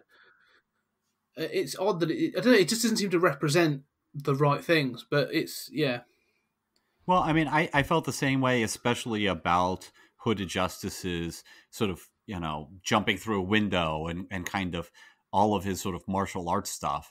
I felt like, okay, I know this is the same stuff, but it does feel sort of pulpy, like The Shadow. My one objection to that was the whole idea of nostalgia as a drug. Is so preposterous. I mean, like it makes for a wonderful couple episodes, right? I mean, it is a plot device, but the idea that they can synthesize things that give you your memories. Obviously, these are custom made for a person, and then you can take somebody else's and experience their memories. I mean, it seems like this would be like, how does this technology relate to anything else we've ever seen? And it seems to me like, could you just ditch the entire show and do like a anthology series about what it would be like as people are paying for other people's cool memories or something? You mean Total Recall? Yeah, exactly. Well, right, exactly. But with like pills, right? I mean, very good point. I mean, like, how does this technology? I can't imagine this world having that technology. Again, this is the thing that when you go back to that, and I know it's meant to have been more than 30, it's maybe like 35 years since the events of the graphic novel, and so there's been advancements, and I completely understand that. But the point of the sort of the graphic novel was, as you say, that a lot of the technology grew out of the presence of Dr. Manhattan. That was the point. Like, it grew out of that and what he contributed through both himself and people like Adrian Veidt. So you get Ozymandias, Adrian Veidt, sort of creating these technologies out of his partnerships with Dr. Manhattan, with John. But then, like you say, you have these new technologies like nostalgia, and it's sort of like it comes out of I forget the character's name now, but the Vietnamese woman, sort of True, True, and you sort of say, oh, okay, fine. But again, like it doesn't feel like it comes out of anything. It's sort of like just a convenient thing. Like there could have been, I think there could have definitely been better ways that could have been a little bit more grounded. I can't think of it right now, but that would have made that a little bit more accessible. I agree completely. So but again, as you say, it furthers the plot and it provides, as you say, some really good stuff. I mean, I actually really enjoy that the moment she's having those flashbacks, and it's that part of it, and you get to see the truth of Hooded Justice. I really enjoy all that stuff. I think it's really cool, and in many cases, I think some of that is more appealing and more solid than some of the present day stuff, even in storytelling. Yeah, I agree. I think that stuff is very strong as well, and I like True. I also think that even in that first episode, Jeremy Irons steals the show. Is he not just fantastic? of course, there's a kind of like mystery of where is he, when is he, what's going on. But and they sort of like unravel just a little bit, each episode. But boy, he's fantastic. He just steals the show. I'd say he's really incredibly entertaining, and he's clearly having a whale of a time doing all this stuff. I would say though, he sometimes appears like he's in a slightly different show. He's sort of, and I think that's part of the point. But it's almost like he's gone, I'm not in the main plot, so I don't care. I'm just going to camp this up like mad in places, and he's so good at it. And it's sort of, it's fascinating. It does add an element to it, and I love the fact, like I say, when you finally learn that he is Adrian Veidt, that you can look back and say that he probably isn't Alan Moore's Adrian Veidt in many ways, right? But he actually he still has that arrogance and probably some sort of like just some level of psychopathy that sort of like is always been there in that character, and is so sort of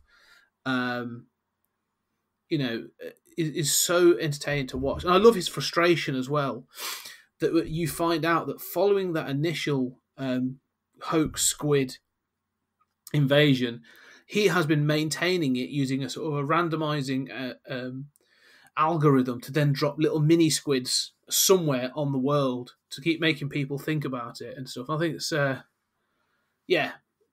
that feels like a continuation. That sort of feels like the kind of thing that felt honest and legit to the original work.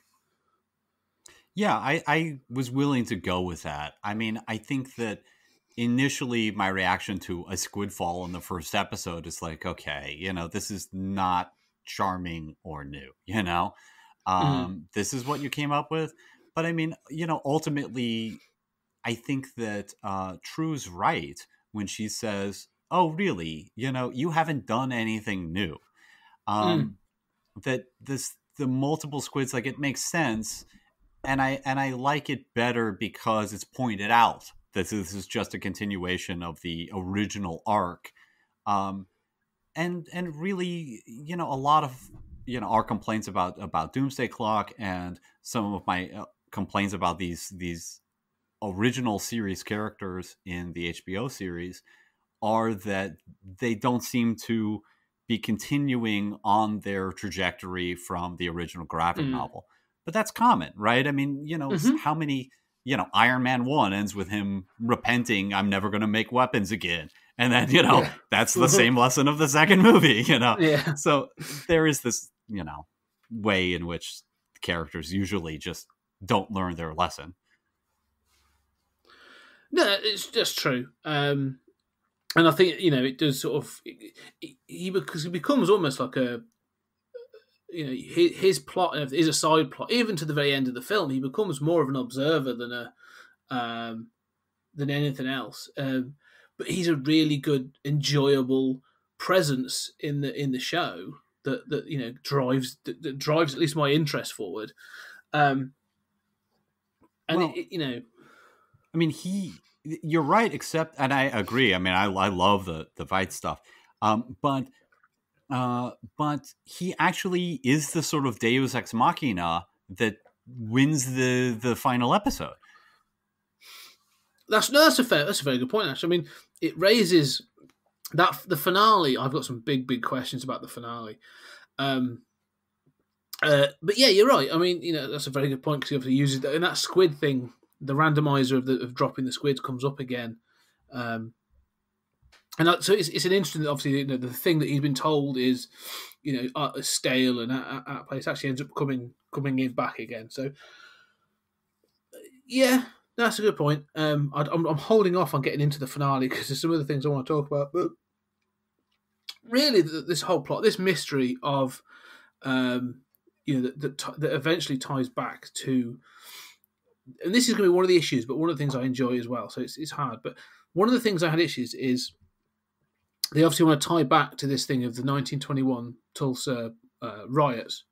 Mm-hmm. And so, but unfortunately, because of the timeline, because they want to set it in present day, you get this thing of the character of Hooded Justice, as he was, is as an old man, has to be 105 years old. Right. And so Will Reeves, that's it. So he is Will Reeves. And so I was a bit like, why didn't you just set this sooner? Because that sort of seems to say, like, it just becomes this thing then of like, okay, well, for him to have been alive in 1921 when this happened at whatever age, like he now has to have lived this life and he has to be 105 and still relatively sprightly at the end of the show, which is fine. I'm sure that's possible. But again, it's like that thing of like, I don't know why you just didn't set this 15 years after the events of the book. The same things could have still happened, and you could have done it in a different. It's one of those things that just felt a little bit like, oh, okay. You said you had this bullet point that said that's an interesting moment in history. It ties into the theme that we sort of want to lay out now. Now we've got to fill that time gap, right? And that sort of like stood out to me. But what it did do well was obviously it then led into the fact that him becoming Hooded Justice and his work with the Minutemen and all that kind of stuff, still being able to sort of tell and work together. So that to me was okay. But just this thing of him being 105 at the end sort of felt really, I don't know. It's nitpicky is what I'm doing, but it felt silly. Well, I agree with you, and I think that one of the complaints that I have along the same lines is that I don't really feel like I know what has happened in all of these intervening, 35 years or whatever. Obviously Robert Redford became president, in like 92. I don't understand why it wasn't 88 based on the original graphic novel, but whatever. It's implied there was a Ford administration briefly. But I mean, I don't really feel like I can imagine those years and how the culture changed and technology changed. And that was something with Watchmen that I could do. But one of the things that you get at is that this would have been stronger if it were able to tell different stories or have episodes in different times. Where, for example, Hooded Justice doesn't have to be 105, where we might see what happened immediately after the original graphic novel, where, apparently Rorschach's journal just disappeared, because it explicitly would mention Veidt's participation. But it seems to me, along the lines of you calling for sort of more flashback material, setting it in a different time, that where the show takes off for me in terms of my experience watching it is in the 5th episode. So like the first 3 I just think are abysmal. I mean, just it's not getting better. It's not getting better. The only reason I even went back and watched it was because I watched an episode out of order because I have HBO on often enough. And then like episode 4, like I like True. I mean, there's a few things in there that I thought, this is maybe getting a little better. Then we hit episode 5, and that is largely flashbacks to, Looking Glass.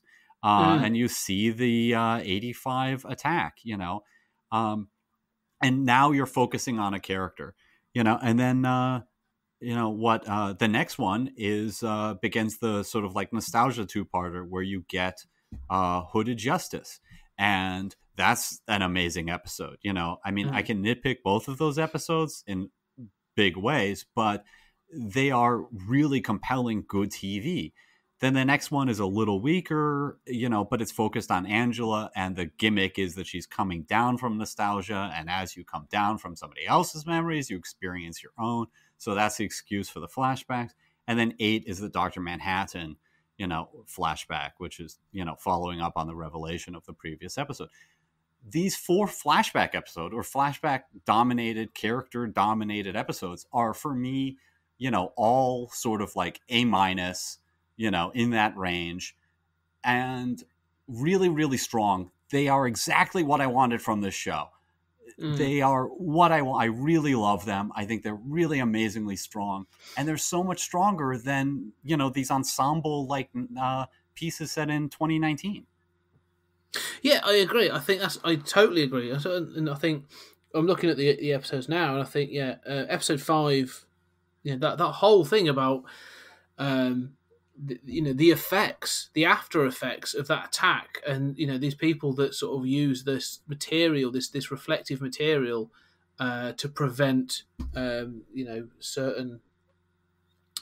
This it's almost like a conspiracy, this fear of invasion, but it also seems to keep certain things under control and certain things, and it explores his fears and his neuroses. I really enjoyed that as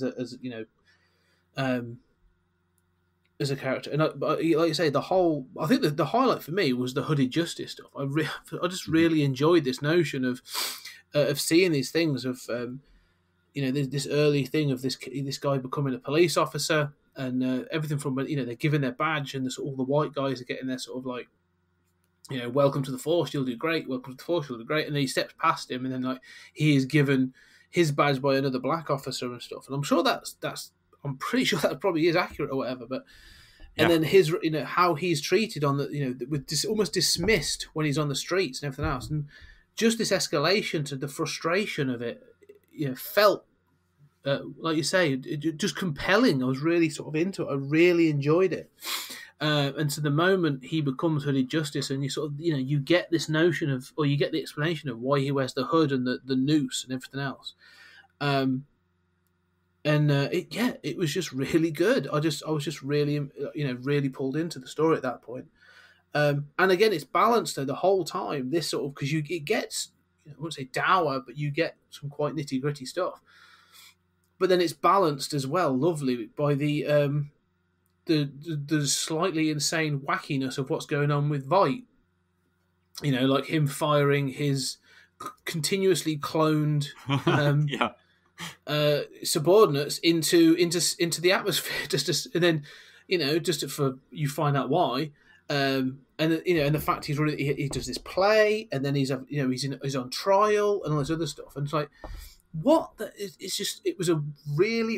where it hits its high mark, because it becomes a really well balanced show, and I'm in it. I'm really invested. So 5, 6, and 7 is where it really hit its stride, and I was they were like just really good, cracking episodes of television. Oh, I agree 100%. I mean, for me though. None of them are as good as 8, the Dr. Manhattan one. But before we get there, I mean, I like with the mirror dude, mirror man, mirror guy, as Laurie calls him. I have these nitpicks where it's like, okay, that's such a good episode. I like that he's got PTSD. I like that he learns Robert Redford knew about this attack, and all of this, and it's kind of like losing his way, losing his inspiration. But again, it's got that material that protects from psychic attack, and I'm like, okay, another technology. I think the Hooded Justice episode is great, and one of the reasons it's great is not only does it depict the racism of the time and how terrible this is, but also that it actually makes a lot of sense to the original graphic novel, where we never learn Hooded Justice's identity, and it's implied that he's kind of conservative. But I think it is pretty brilliant. We all know how much of American culture was stolen in one way or another from minority cultures and black culture. So here you have the idea of the superhero was inspired, by the Klan, by putting on, a mask, and of course leaving the noose there, which is, part of the original graphic novel, but is a little over the top. But, the Klan and this roughly 80-year reign of domestic terrorism that it subjected American blacks to, that we have not taken accountability for in this country and have not reconciled ourselves to, but that would have inspired the first superhero who was black, and everybody was copying him, and nobody knew. Yeah, That's awesome. There was another moment that I was so it's because it was the little moments throughout this episode that I thought were really cool. Like the moment, like you say, that when he pulls on the hood and he gets the costume, and then he sort of basically has to sort of, for want of a better phrase, put a white face around his eyes so that he's not recognised as being black. And I thought, so that's a nice touch, because every time you see, obviously when they do Black Batman and stuff, and they put the dark pitch black on, so it sort of blends in with the mask and all that sort of stuff. But the other one that really was that he is onto a legit conspiracy. Oh yeah, and he is collecting evidence of this, and he is actually, because he's a police officer, like he is treated like a real case. He has a file, and he's collecting evidence, and he's making, he's putting clues together. And so when he's actually, becomes a part of the Minutemen, and they bring him in, and he's obviously introduced to the press, and he's like, right, I have this to show that this is going to be our case, and we're going to do this, and he's about to do it. And I forget, what's the character's name? The other superhero that ends up becoming his lover. Shuts him down. Captain Metropolis. That's it, Captain Metropolis shuts him down, and he's like, yeah, there is that, but there's also this crime villain called Moloch, and we're going to go after him.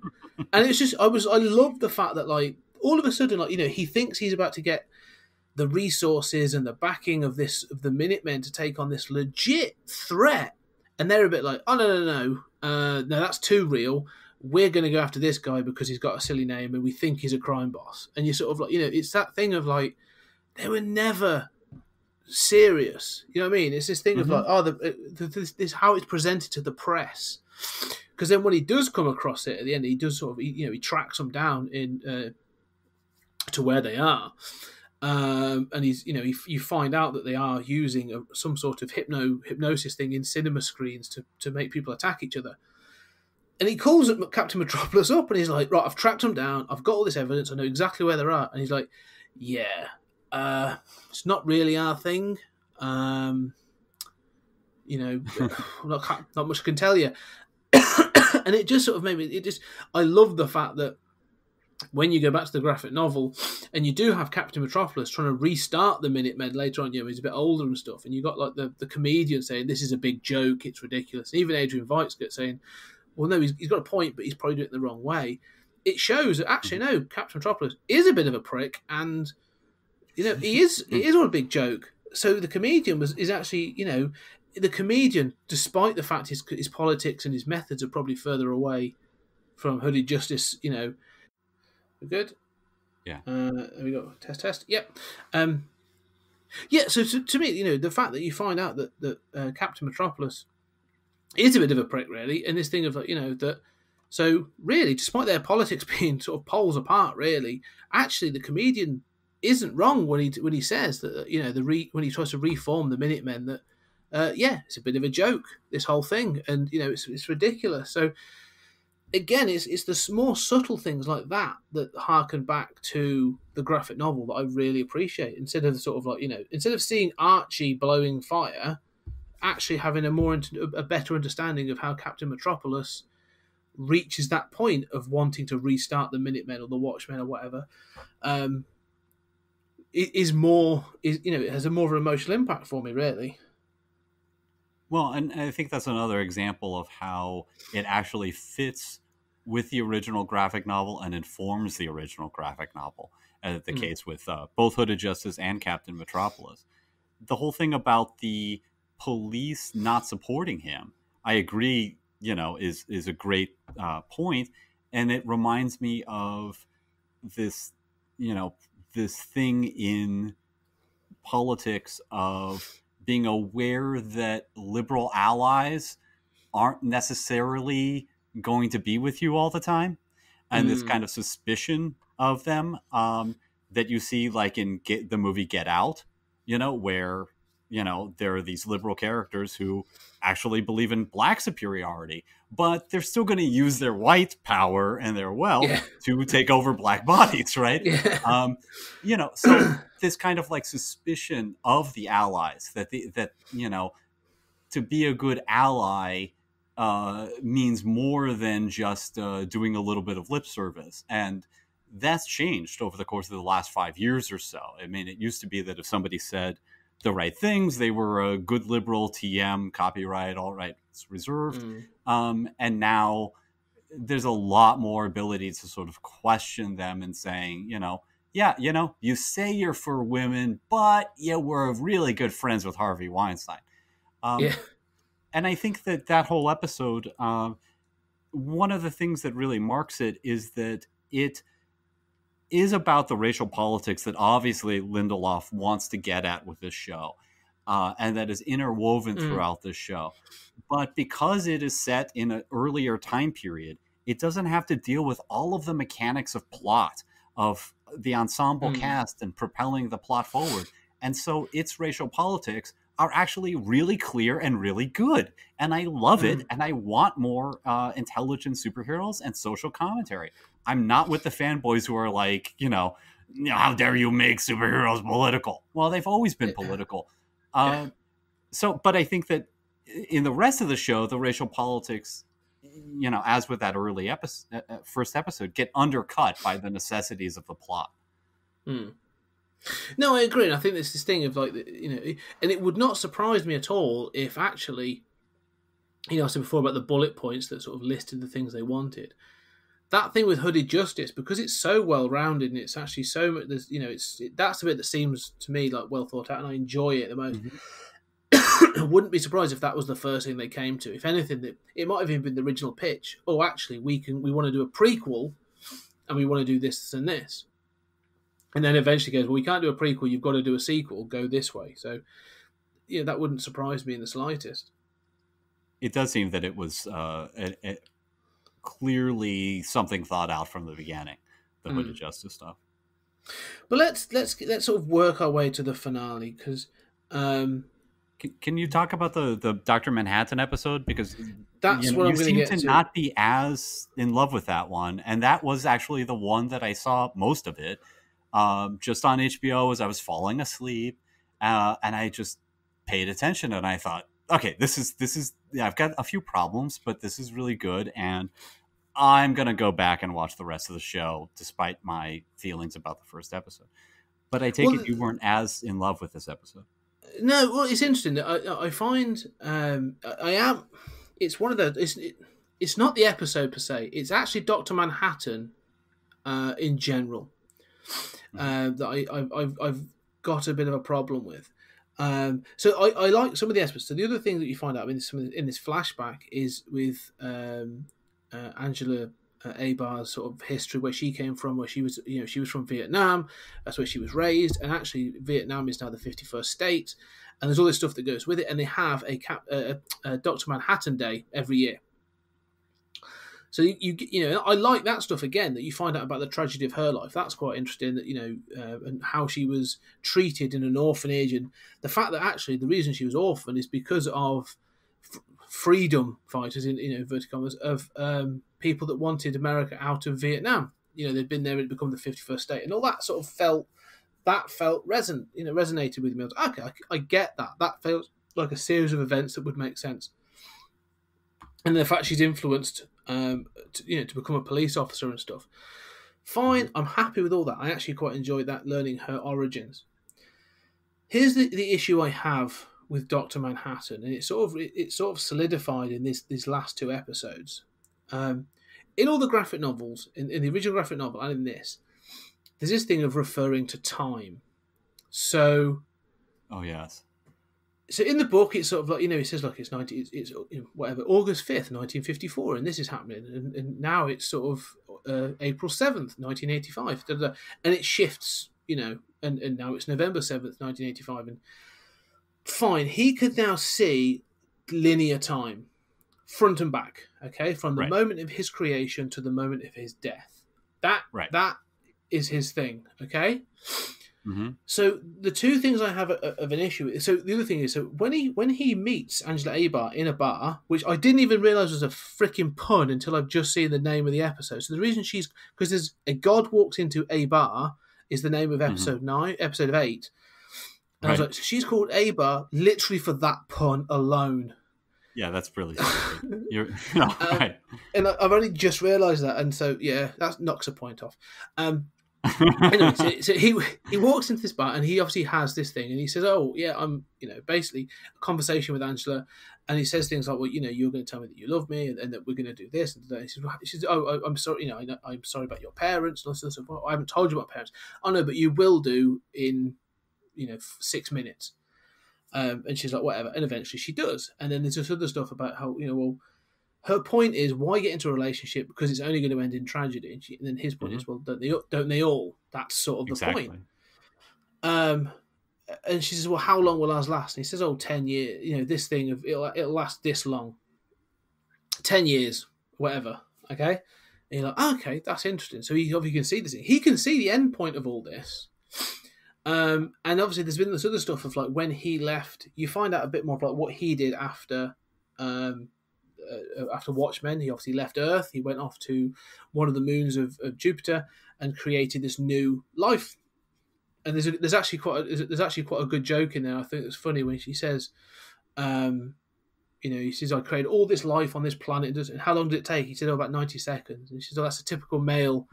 It takes 90 seconds for you to create life." And I thought that was there's little jokes like that, very good. Mm-hmm. The problem I have with is this fit that so Watchmen and Dr. Manhattan now says that all time is determined and that he is simply walking through the motions. Right. He knows that and so that's so in the original graphic novel, that is what basically partly creates his detachment from humanity. Yes. Because for him, it's all inevitable. Nothing's a surprise. Yes, I know that this is going to happen, and I know this. And he actually acknowledges that there's a moment in time that he can't see past at the end of the book because he gets hit by the tachyon blaster again. That's what Veidt hits him with. And so you keep having to introduce these things to prevent him from basically saying, "Oh, just so you know, this is going to happen, but you can't change it, so don't worry about it." Because I've still got to go through these moments. Like in order for me to have that information, we have to go through this moment. So time cannot be changed. You cannot do time travel. We cannot change time, and everything is inevitable. Right. Absolutely. So he comes. So this is the thing where so he knew, and this is the problem I have with it. It's sort of like so he knew at the end of Watchmen, okay, I'm going to go off and create life, but I'm going to get bored of that because it doesn't do what I want it to do. So then I'm going to come back and fall in love with Angela Abar. And it's like the point of him losing that humanity was this fact of like he needs something that he needs something to do differently. Like he can't connect on a human level anymore. So for him to come back and say, "Oh, I want to fall in love," but he knows that's inevitable. I just can't. I can't. I don't know what I'm trying to say, but do you know what I mean? No, I know exactly what you're saying, and I agree completely. I like this episode a lot more than you do, I think, but I agree utterly. And the way I would say it is, it feels wrong to me that he, after the end of the first Watchmen, where he sort of does away with his connection to humanity, he decides to go off into space. That he, first of all, I thought it would be further than Europa, but okay, whatever. And then, so he's like, "Oh, okay, this didn't work." Instead of like making them less submissive or less good, he's just like, I did that. I'm going to leave this and come back and hang out in Vietnam. And then he's going to fall in love. So Dr. Manhattan in the original graphic novel does have, a series of 3 lovers and their importance to the plot. And he's kind of a creepy dude, actually. Yeah. But, the idea that after all of this, his final years would be based on, I can't keep it in my pants and I'm a sucker for love, does seem like a total regression and really dumb. And your point about seeing, all of time. I mean, I agree with a deterministic universe. I mean, I think this is just right, and this is the most responsible way of depicting time. However, that is one of the weakest parts of the original graphic novel. This idea that, I've got a tachyon, wave that you can't see past this year, right? I mean, it's basically kryptonite. And in this episode, Veidt, it's cool that he says, disassembling you was in fact my backup plan. I thought that was cool. But his original plan, I don't know where he got this technology from, to have this device that would make Dr. Manhattan somehow forget who he is, only affect certain parts of his frontal lobe. I mean, it's such a, silly idea. And Veidt says, you know what's in this box? And Dr. Manhattan says, I don't actually.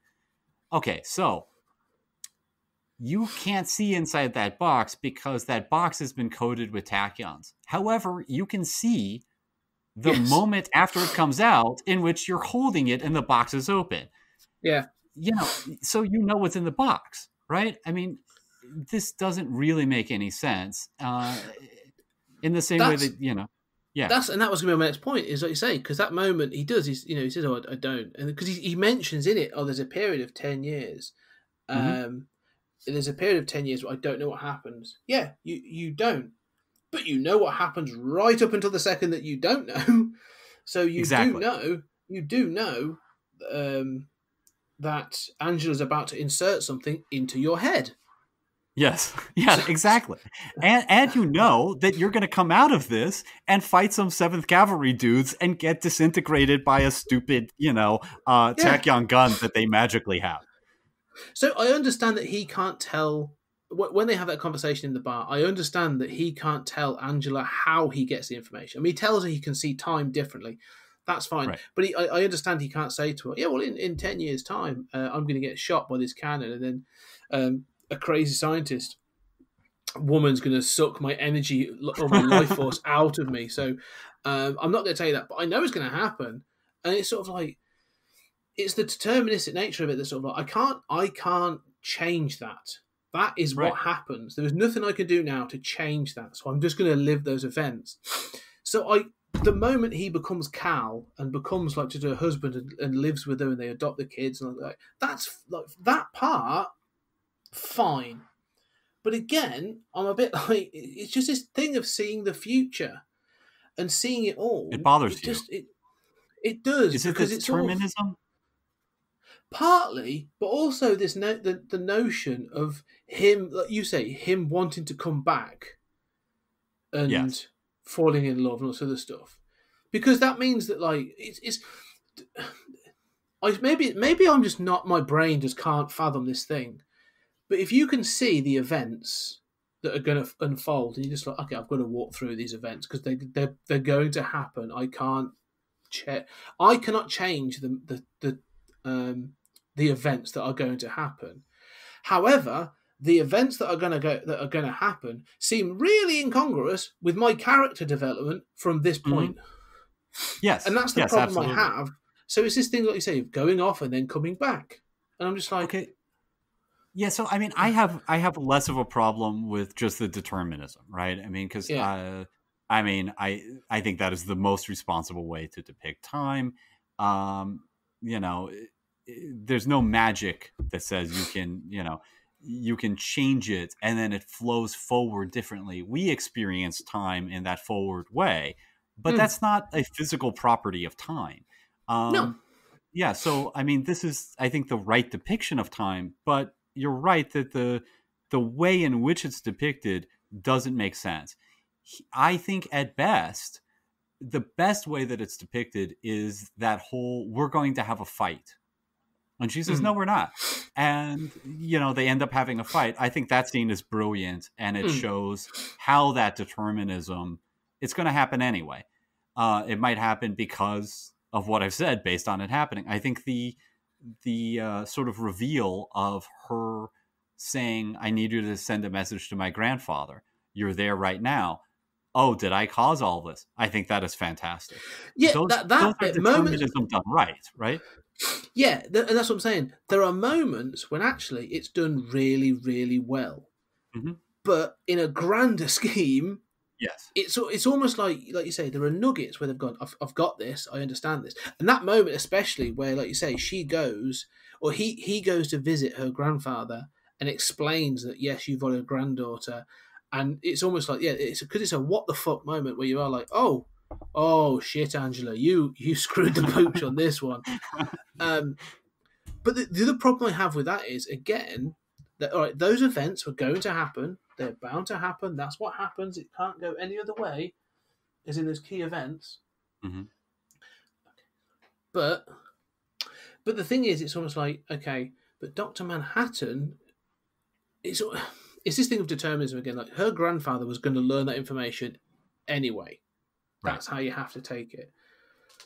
So is Dr. Manhattan giving her that information, as Cal? Is that the only way that it's going to happen, or would he have learned it a different way? Or it's an irrelevant question, because it can only unfold one way.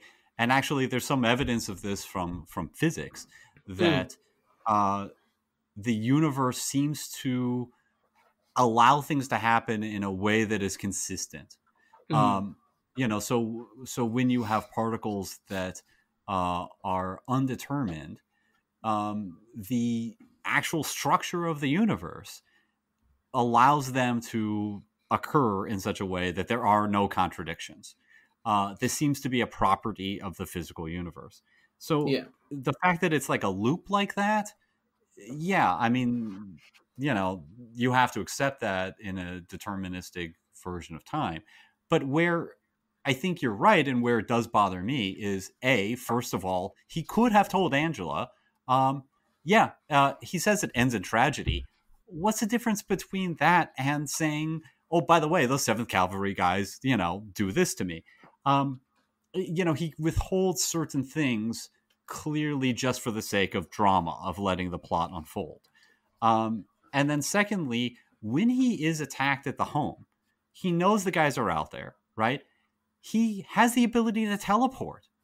He can teleport her away. I love when he sees her go out and he says, this is the moment where I fall in love with you. I think that's brilliant. I mean, I feel that. That's fantastic. But then it's like that same determinism that you're pointing out of where it works. That's the moment where you say, I can teleport away and teleport you away. Why would you go out? My beloved wife is going out there to fight them with the gun with no powers, and I just forget that I have superpowers. So I get that it's determined he's about to get zapped, but it doesn't need to be. The fact that it's determined doesn't mean that he should forget his powers.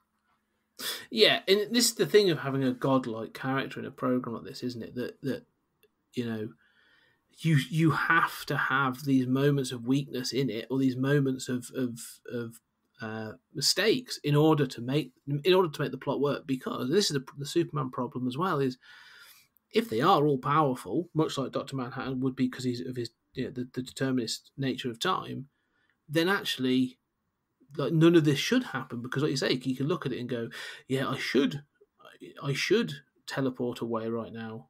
Or, in fact, actually, I should never have come back from Europa. Let's see what happens. Because the funny thing is, if you were to take Doomsday Clock, takes a completely different angle on this, because it actually takes a non-determinist nature, because then he can be like, in the DC universe, he goes, let's see what happens when I do this.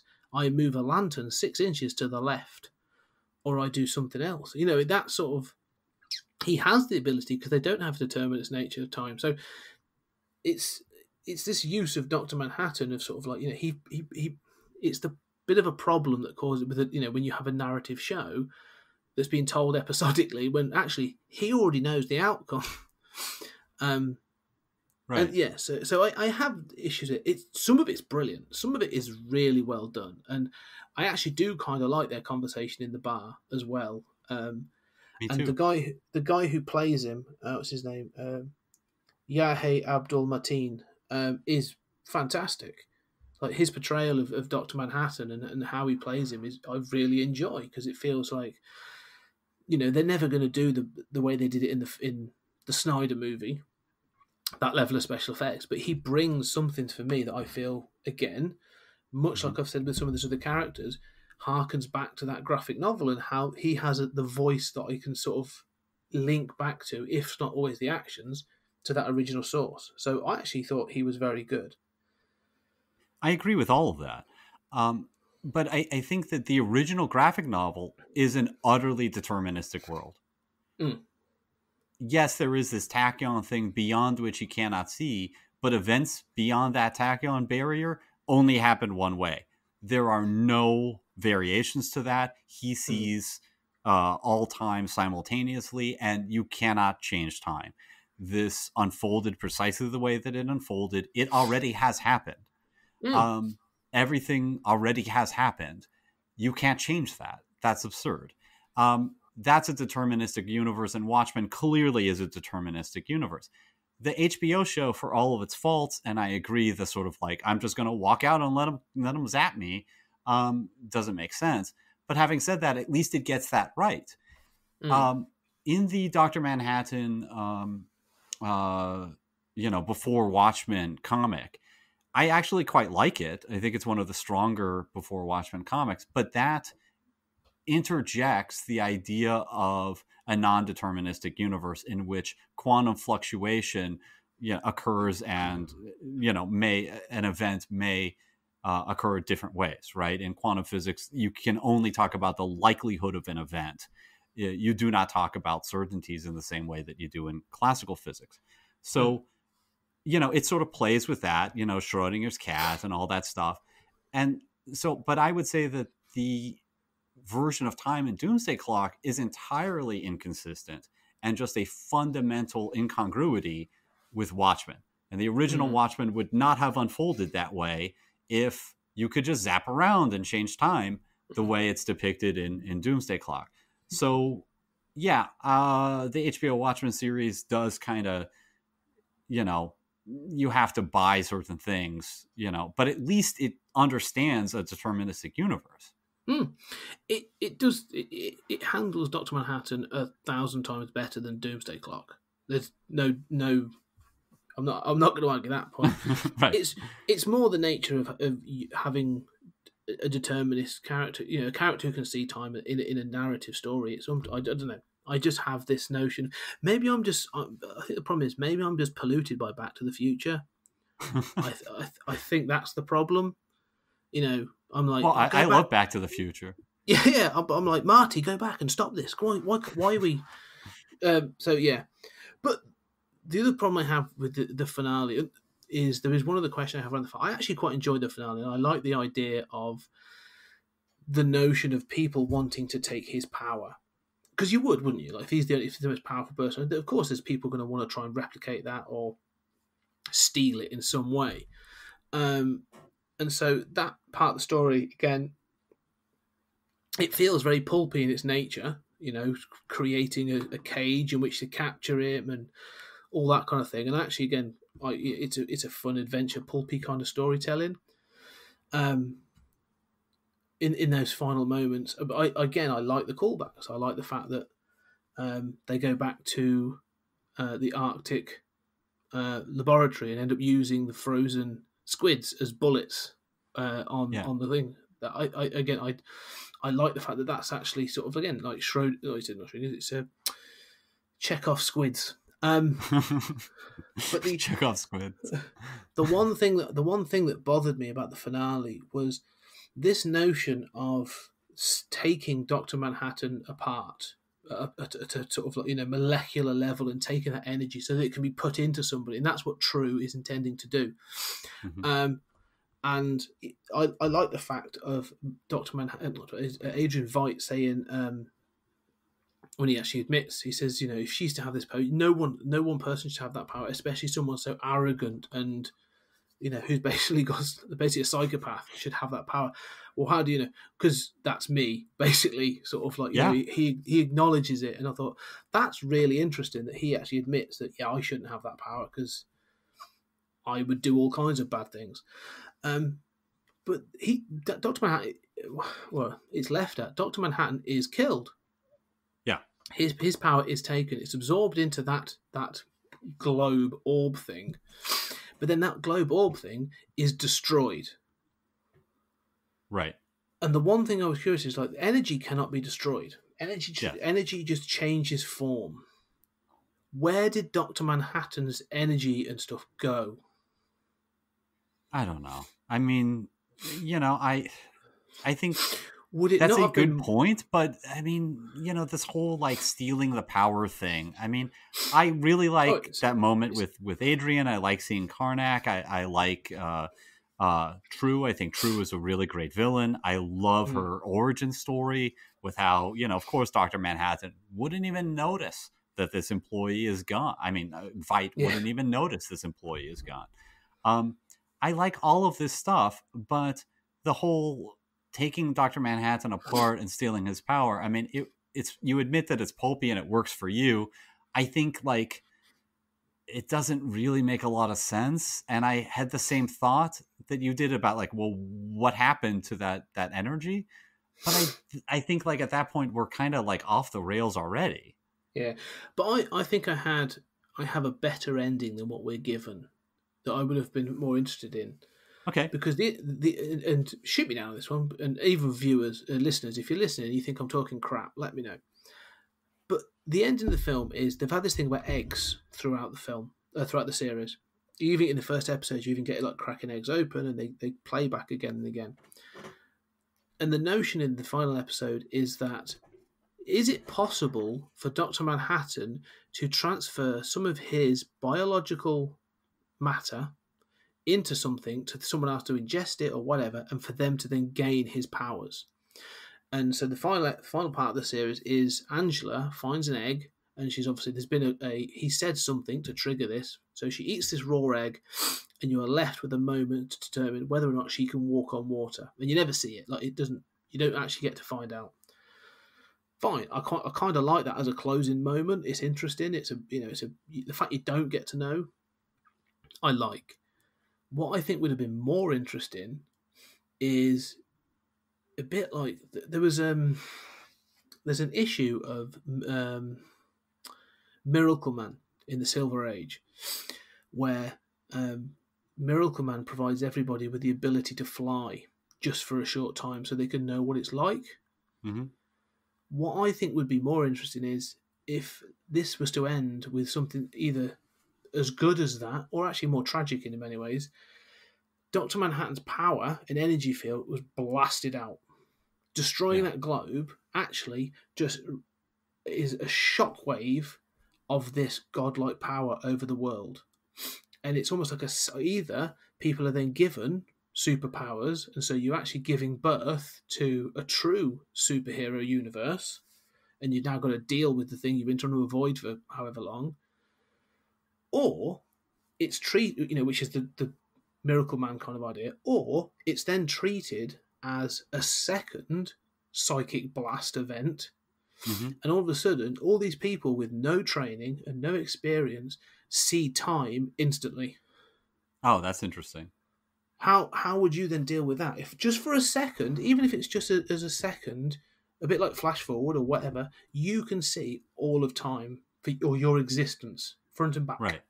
Right. How do people then deal with that knowledge? That to me would have been a more interesting question. Yeah, and I can see a version of this episode that sort of begins with a, sort of like flash forward. And, of one of those people sort of hallucinating or experiencing time in different directions at the same time. And where it's a much more mysterious, truncated episode.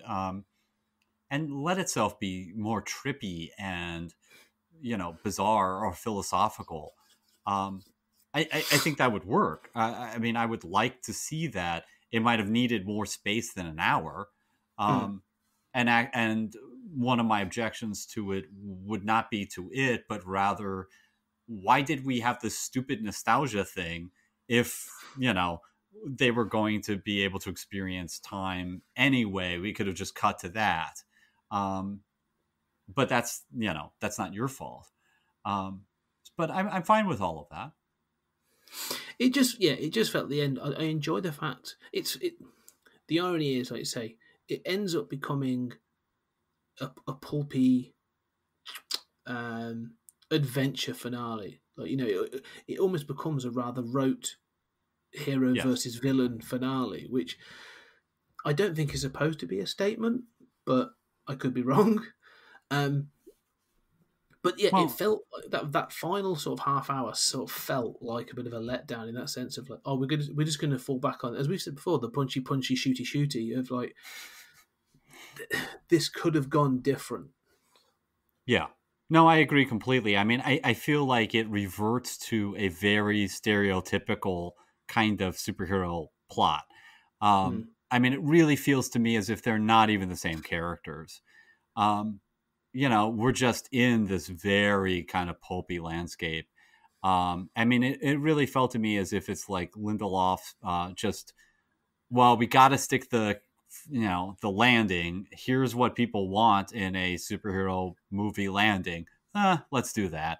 One of my biggest, I mean, again, there's stuff that I do like, but one of my biggest problems is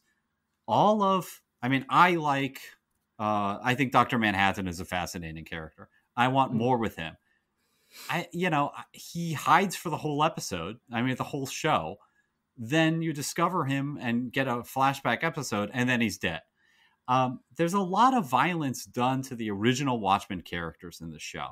The only reason it's set in boring Tulsa is so you can get back to the Black Wall Street riots and massacre and connect it to the racial politics you want to get at.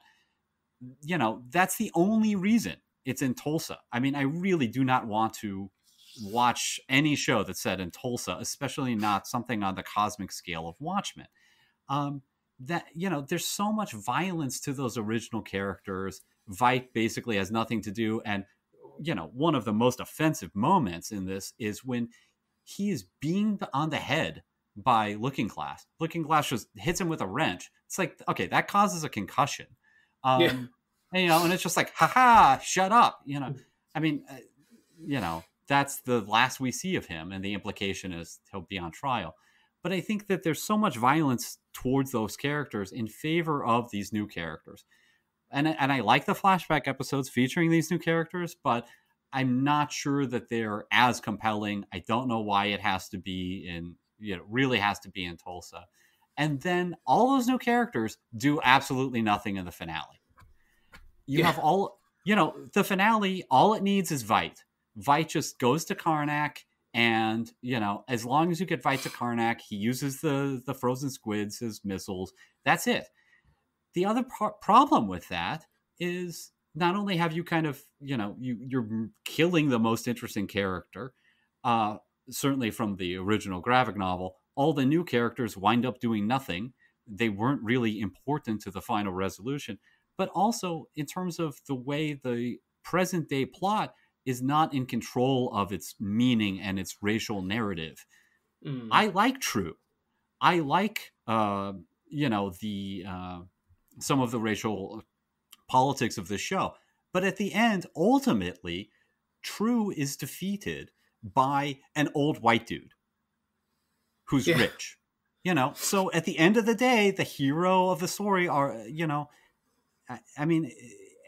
and that's part of how conventional this finale is. It just seems to retreat to, these typical moments.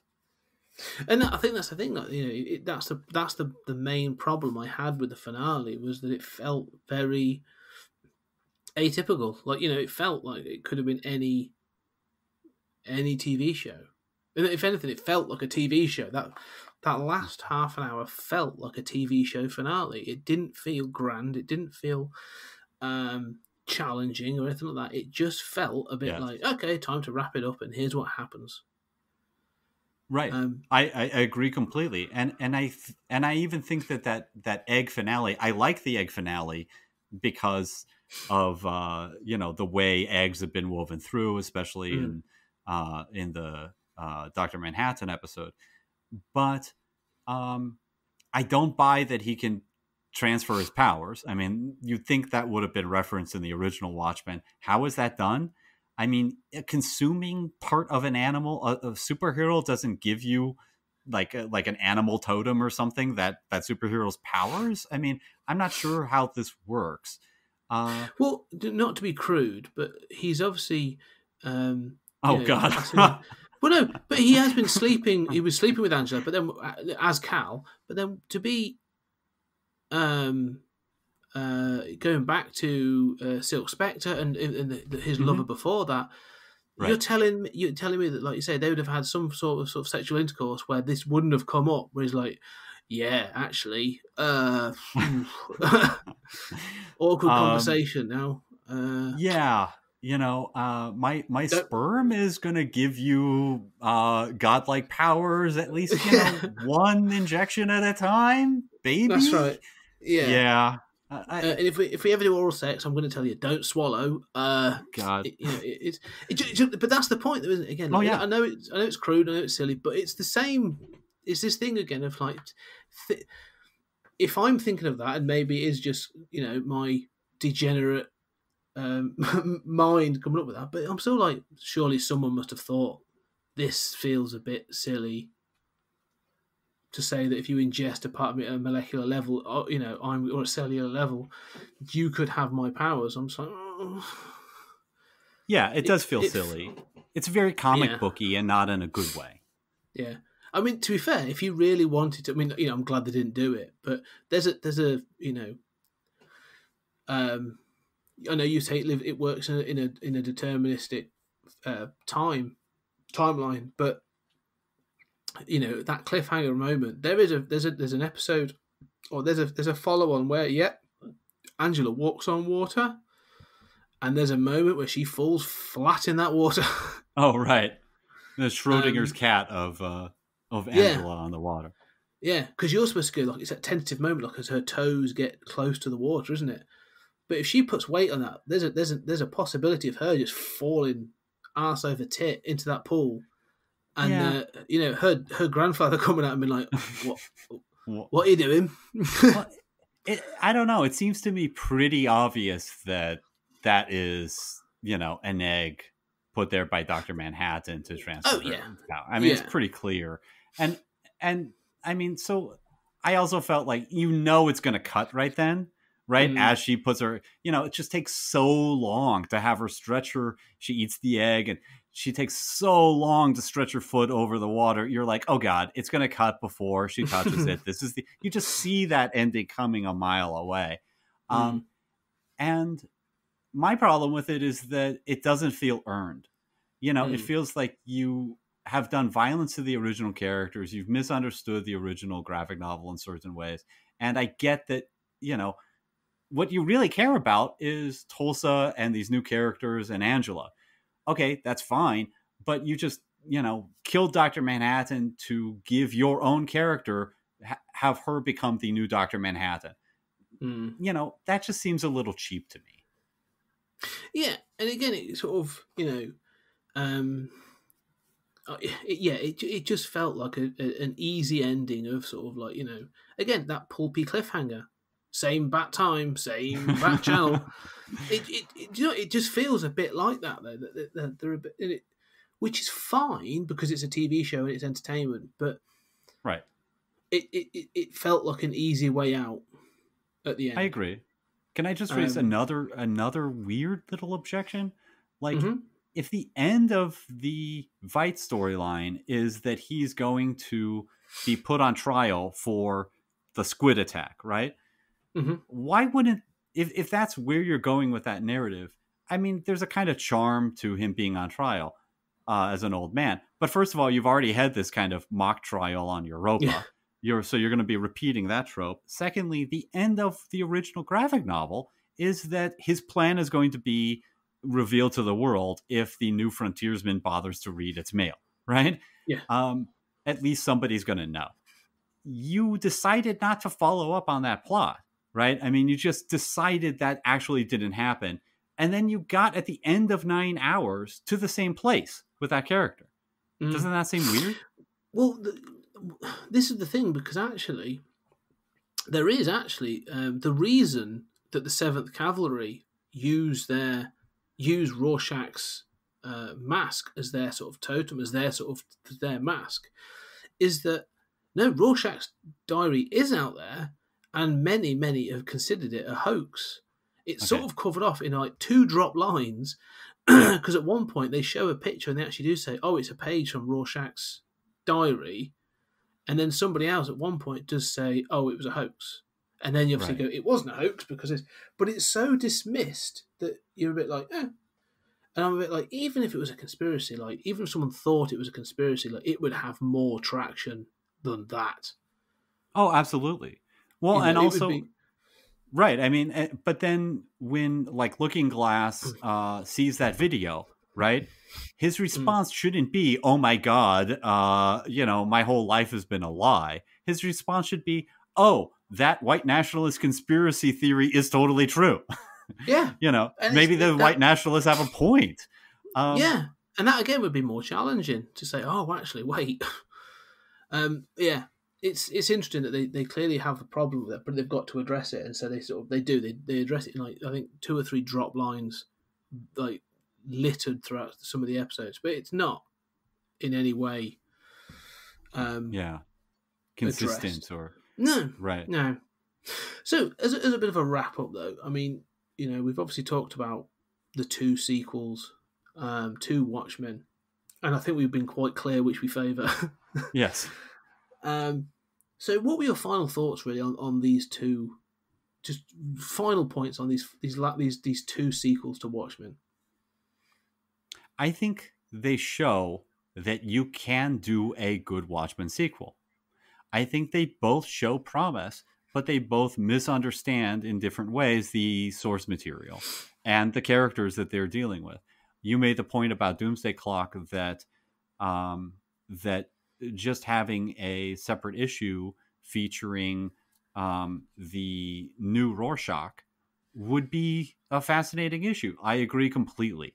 That's a great storyline. You can do it. The strongest episodes of the HBO series are those individual episodes, and I quite like them. You can do this and do this well, but we all know the anxiety of influence of following Alan Moore and following a seminal graphic novel. If you're going to do it, make sure you do it thoughtfully, and it can be done well. We like certain things about both of these, but I just don't understand the ways in which both don't seem to understand the original. What are your final thoughts? Yeah, no, I agree with that, actually. I think I agree that these do prove that there is the potential to do an absolutely excellent sequel to Watchmen. I think the TV show is 100 times more successful than the comic series. I think the problem with the comic series is it becomes rather than a sequel to Watchmen, that as they build it as, it just becomes a shoehorning in of how important the DC universe is to everything, which to me felt cheap and, I'm not going to say it sullies the original material because it doesn't do that, but it sort of, it cheapened DC for me in a way that, okay, that's what you think you've got to do. It works okay as a fun superhero story, but that ending about the sliding timelines and stuff just, again, falls apart a little bit. Not a little bit, quite a lot. However, the HBO show, I think, did it in a much more interesting way. I think it really tried. I think Lindelof, for all its faults and all its sort of flaws, I think Lindelof really tried hard to try and present something that is true to the tone and intent of the original graphic novel. I do wonder about what the original pitch was compared to what we got on screen. I do think that there is differences, especially considering some of the stuff that's clearly stronger than others, like you say, the Hooded Justice bits and some other parts. What I would say, though, is I think the TV show is influenced by the times in which it was produced. I think you mentioned earlier on Westworld. And, again, this made me think of other shows, like say Game of Thrones or anything else that's come out as a premiere TV show now has to fit almost its own formula. And although they're trying to be sort of like, they have increased sex, increased violence, maybe some, more highbrow thought processes, it's a TV show that's still trying to adhere to the demands of a mainstream audience. And so it can never really get to that really challenging level that things we've mentioned. A bit like as you mentioned, it ends up being that Veidt, the old white guy ends up technically being the hero of the day. And so it's sort of like,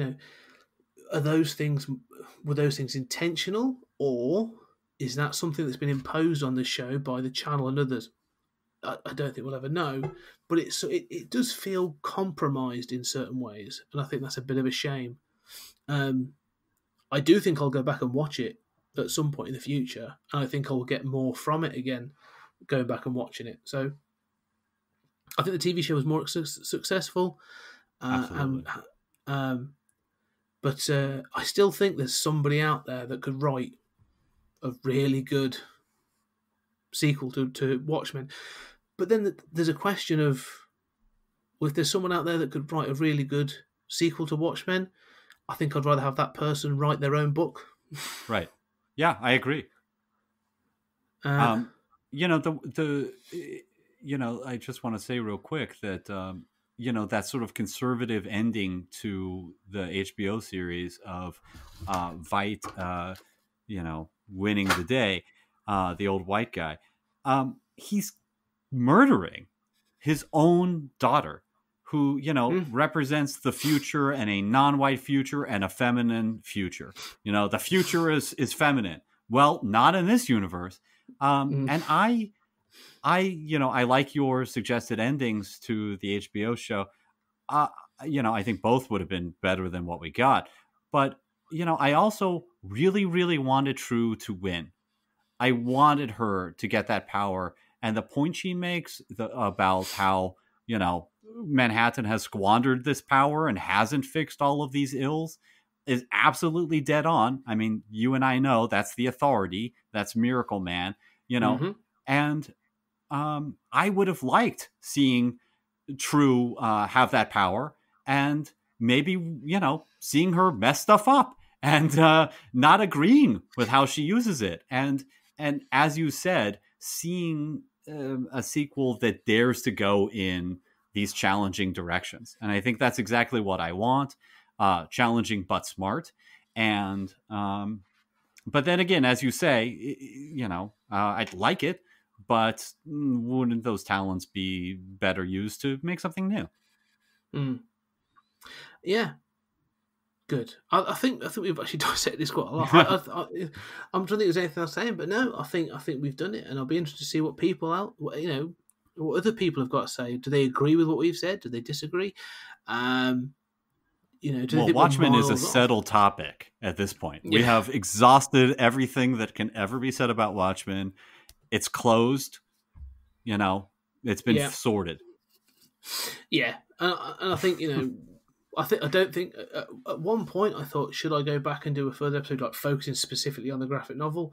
And I don't think I will, because I think that, like you say, there's much more interesting things. There's much more interesting Alan Moore books to talk about, to be perfectly honest. Yeah. So I don't think I'll be revisiting Watchmen at any point. Maybe From Hell, maybe V for Vendetta. We shall see. But Julian, 2080 as always, stuff too. Oh yeah, some Future Shocks. Yeah, we'll definitely. Oh yes, we could do the Ballad of Halo Jones. Yes, that would be fantastic.